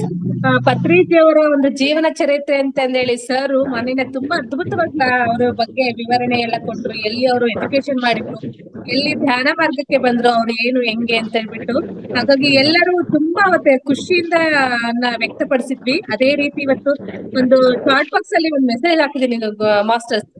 ಅದನ್ನ ನೀವು ಯೂಟ್ಯೂಬ್ಗೆ ಹೋಗುತ್ತೆ, ಮತ್ತೆ ಪುನಃ ನೀವು ಜೂಮ್ ಇಂದ ಹೊರಗಡೆ ಹೋಗಲ್ಲ ಮಾಸ್ಟರ್ಸ್. ಯೂಟ್ಯೂಬ್ ನಾಗ ಲೈಕ್ ಕೊಟ್ಬಿಟ್ಟು ಮತ್ತೆ ಜೂಮಿಗೆ ಬಂದ್ಬಿಟ್ಟು ಒಂದು ಎಸ್ ಅಂತ ಮೆಸೇಜ್ ಮಾಡಿ. ಇಷ್ಟು ಜನ ಇದೀವಿ, ಬರೀ 18 ಲೈಕ್ಸ್ ಆಗಿದಾವೆ ಮಾಸ್ಟರ್. ಲೈಕ್ ಮಾಡಿ, ಶೇರ್ ಮಾಡಿ, ಕಾಮೆಂಟ್ ಮಾಡಿ. Thank you so much. Shivaratnamma ಮಾತಾಡಿ ಮಾ. ನಮಸ್ತೆ. ಒಂದ್ಸರಿ ಮಾತಾಡಿದ್ರಿ ಮಾತಾಡ್ಬೇಕಾ ಮೇಡಮ್? ಶೇರ್ ಮಾಡೋದು ಹೇಗೆ ಅಂತ ಕೇಳೋದಿಕ್ಕೆ ಹ್ಯಾಂಡ್ ರೈಸ್ ಮಾಡ್ತಾರೆ. ಏನ್ ಶೇರ್ ಮಾಡ್ಬೇಕಾಗಿತ್ತಮ್ಮ? ಲೈಕ್ ಮಾಡದಾ? ಲೈಕ್ ಮಾಡೋದು. ಲೈಕ್ ಮಾಡದಾ? ಓಕೆ, ಒಂದ್ ನಿಮಿಷ ಎಕ್ಸ್ಪ್ಲೈನ್ ಮಾಡ್ತೀನಿ ನೋಡಿ. ಚಾಟ್ ಬಾಕ್ಸಿಗೆ ಹೋಗ್ತೀರಾ? ಚಾಟ್ ಬಾಕ್ಸಿಗೆ ಹೋಗ್ಬಿಟ್ಟು ಅಲ್ಲಿ ಒಂದು ನೀಲಿ ಬಣ್ಣದಲ್ಲಿ ಎಲ್ಲ ಟೈಪ್ಸ್ ಬಂದೆ, HTTPS ಅಂತಂದೇಳಿ. ಅದನ್ನ ಒತ್ತಿದ್ರೆ ಯೂಟ್ಯೂಬ್ ಹೋಗ್ತೀರಾ. ಯೂಟ್ಯೂಬ್ ಹೋಗ್ಬಿಟ್ಟು ನೆಕ್ಸ್ಟ್ ಹೆಬ್ಬೆಟ್ಟು ಈ ತರ ಡನ್ ಅಂತ ಕೊಟ್ಟಿದಾರಮ್ಮ. ಹೆಬ್ಬೆಟ್ಟು ಈ ತರ ಡನ್ ಅಂತ ಇದೆ ನೋಡ್ರಿ. 18 ಇದ್ರೆ 19 ಆಗುತ್ತೆ. 19 ಇದ್ರೆ ನೀವು ಲೈಕ್ ಮಾಡಿದ್ರೆ 20 ಆಗುತ್ತೆ. ನೆಕ್ಸ್ಟ್ ಅದೇ ರೀತಿ ಮತ್ತೆ ಬ್ಯಾಕ್ ಬರ್ಬೇಕು. ಪುನಃ ಬ್ಯಾಕ್ ಬಂದ್ಬಿಟ್ಟು ಚಾಟ್ ಬಾಕ್ಸಿಗೆ ಎಸ್ ಅಂತ ಒಂದ್ ಮೆಸೇಜ್ ಮಾಡಿ ಅಮ್ಮ. ಅಲ್ಲಿ ಮತ್ತೆ ಮೇಡಮ್ ಕಾಮೆಂಟ್ ಬಾಕ್ಸ್ ಅಂತ ಇರುತ್ತೆ. ನಿಮ್ಗೆ ಏನಾದ್ರು ಹೇಳ್ಬೇಕಂತಿದ್ರೆ ಅಥವಾ ಒಂದು ಕೈ ಮುಗಿಯೋದ್ ಒಂದು ಸಿಂಬಲ್ ಏನೋ ಒಂದು ಮಾಡ್ಬೋದು. ಕ್ಲಾಸ್ ಚೆನ್ನಾಗಿತ್ತು ಅಥವಾ ಏನಿತ್ತು ಅಂತಂದೇಳಿ ಅದ್ರಾಗ ಮೆಸೇಜ್ ಮಾಡ್ಬೋದು. ಶೇರ್ ಅಂತಂದ್ರೆ ಅದ್ನ ವಿಡಿಯೋ ನೋಡ್ತಾ ಇರ್ತೀರಲ್ಲ ಯೂಟ್ಯೂಬ್ ಅಲ್ಲಿ, ಶೇರ್ ಅಂದ್ರೆ ಅದನ್ನ ಶೇರ್ ಅಂತ ಒತ್ತಿದ್ರೆ ನೀವು ವಾಟ್ಸಪ್ಪಿಗೆ ಬರ್ತೀರಾ. ವಾಟ್ಸಪ್ಪಿಗೆ ಬಂದ್ಬಿಟ್ಟು ನೆಕ್ಸ್ಟ್ ಯಾರಿಗಾದ್ರೂ ಕಳಿಸ್ಬೇಕೋ ಅಥವಾ ನೀವು ಸ್ಟೇಟಸ್ ಹಾಕೋಬೇಕೋ ಹಾಕೋಬಹುದು ಅಮ್ಮ ಅವಾಗಲ್ಲಿ. ಓಕೆ ಮಾ. ಎಸ್ ಸುಜಾತ ಕುಲಕರ್ಣಿ ಮೇಡಮ್ ಮಾತಾಡಿ. ಕಲ್ಲೂರ್ಕರ್. ಸುಜಾತ ಕಲ್ಲೂರ್ಕರ್ ಮೇಡಮ್ ಅನ್ಮ್ಯೂಟ್ ಕೊಟ್ಟಿದೆ ಅಲ್ಲ?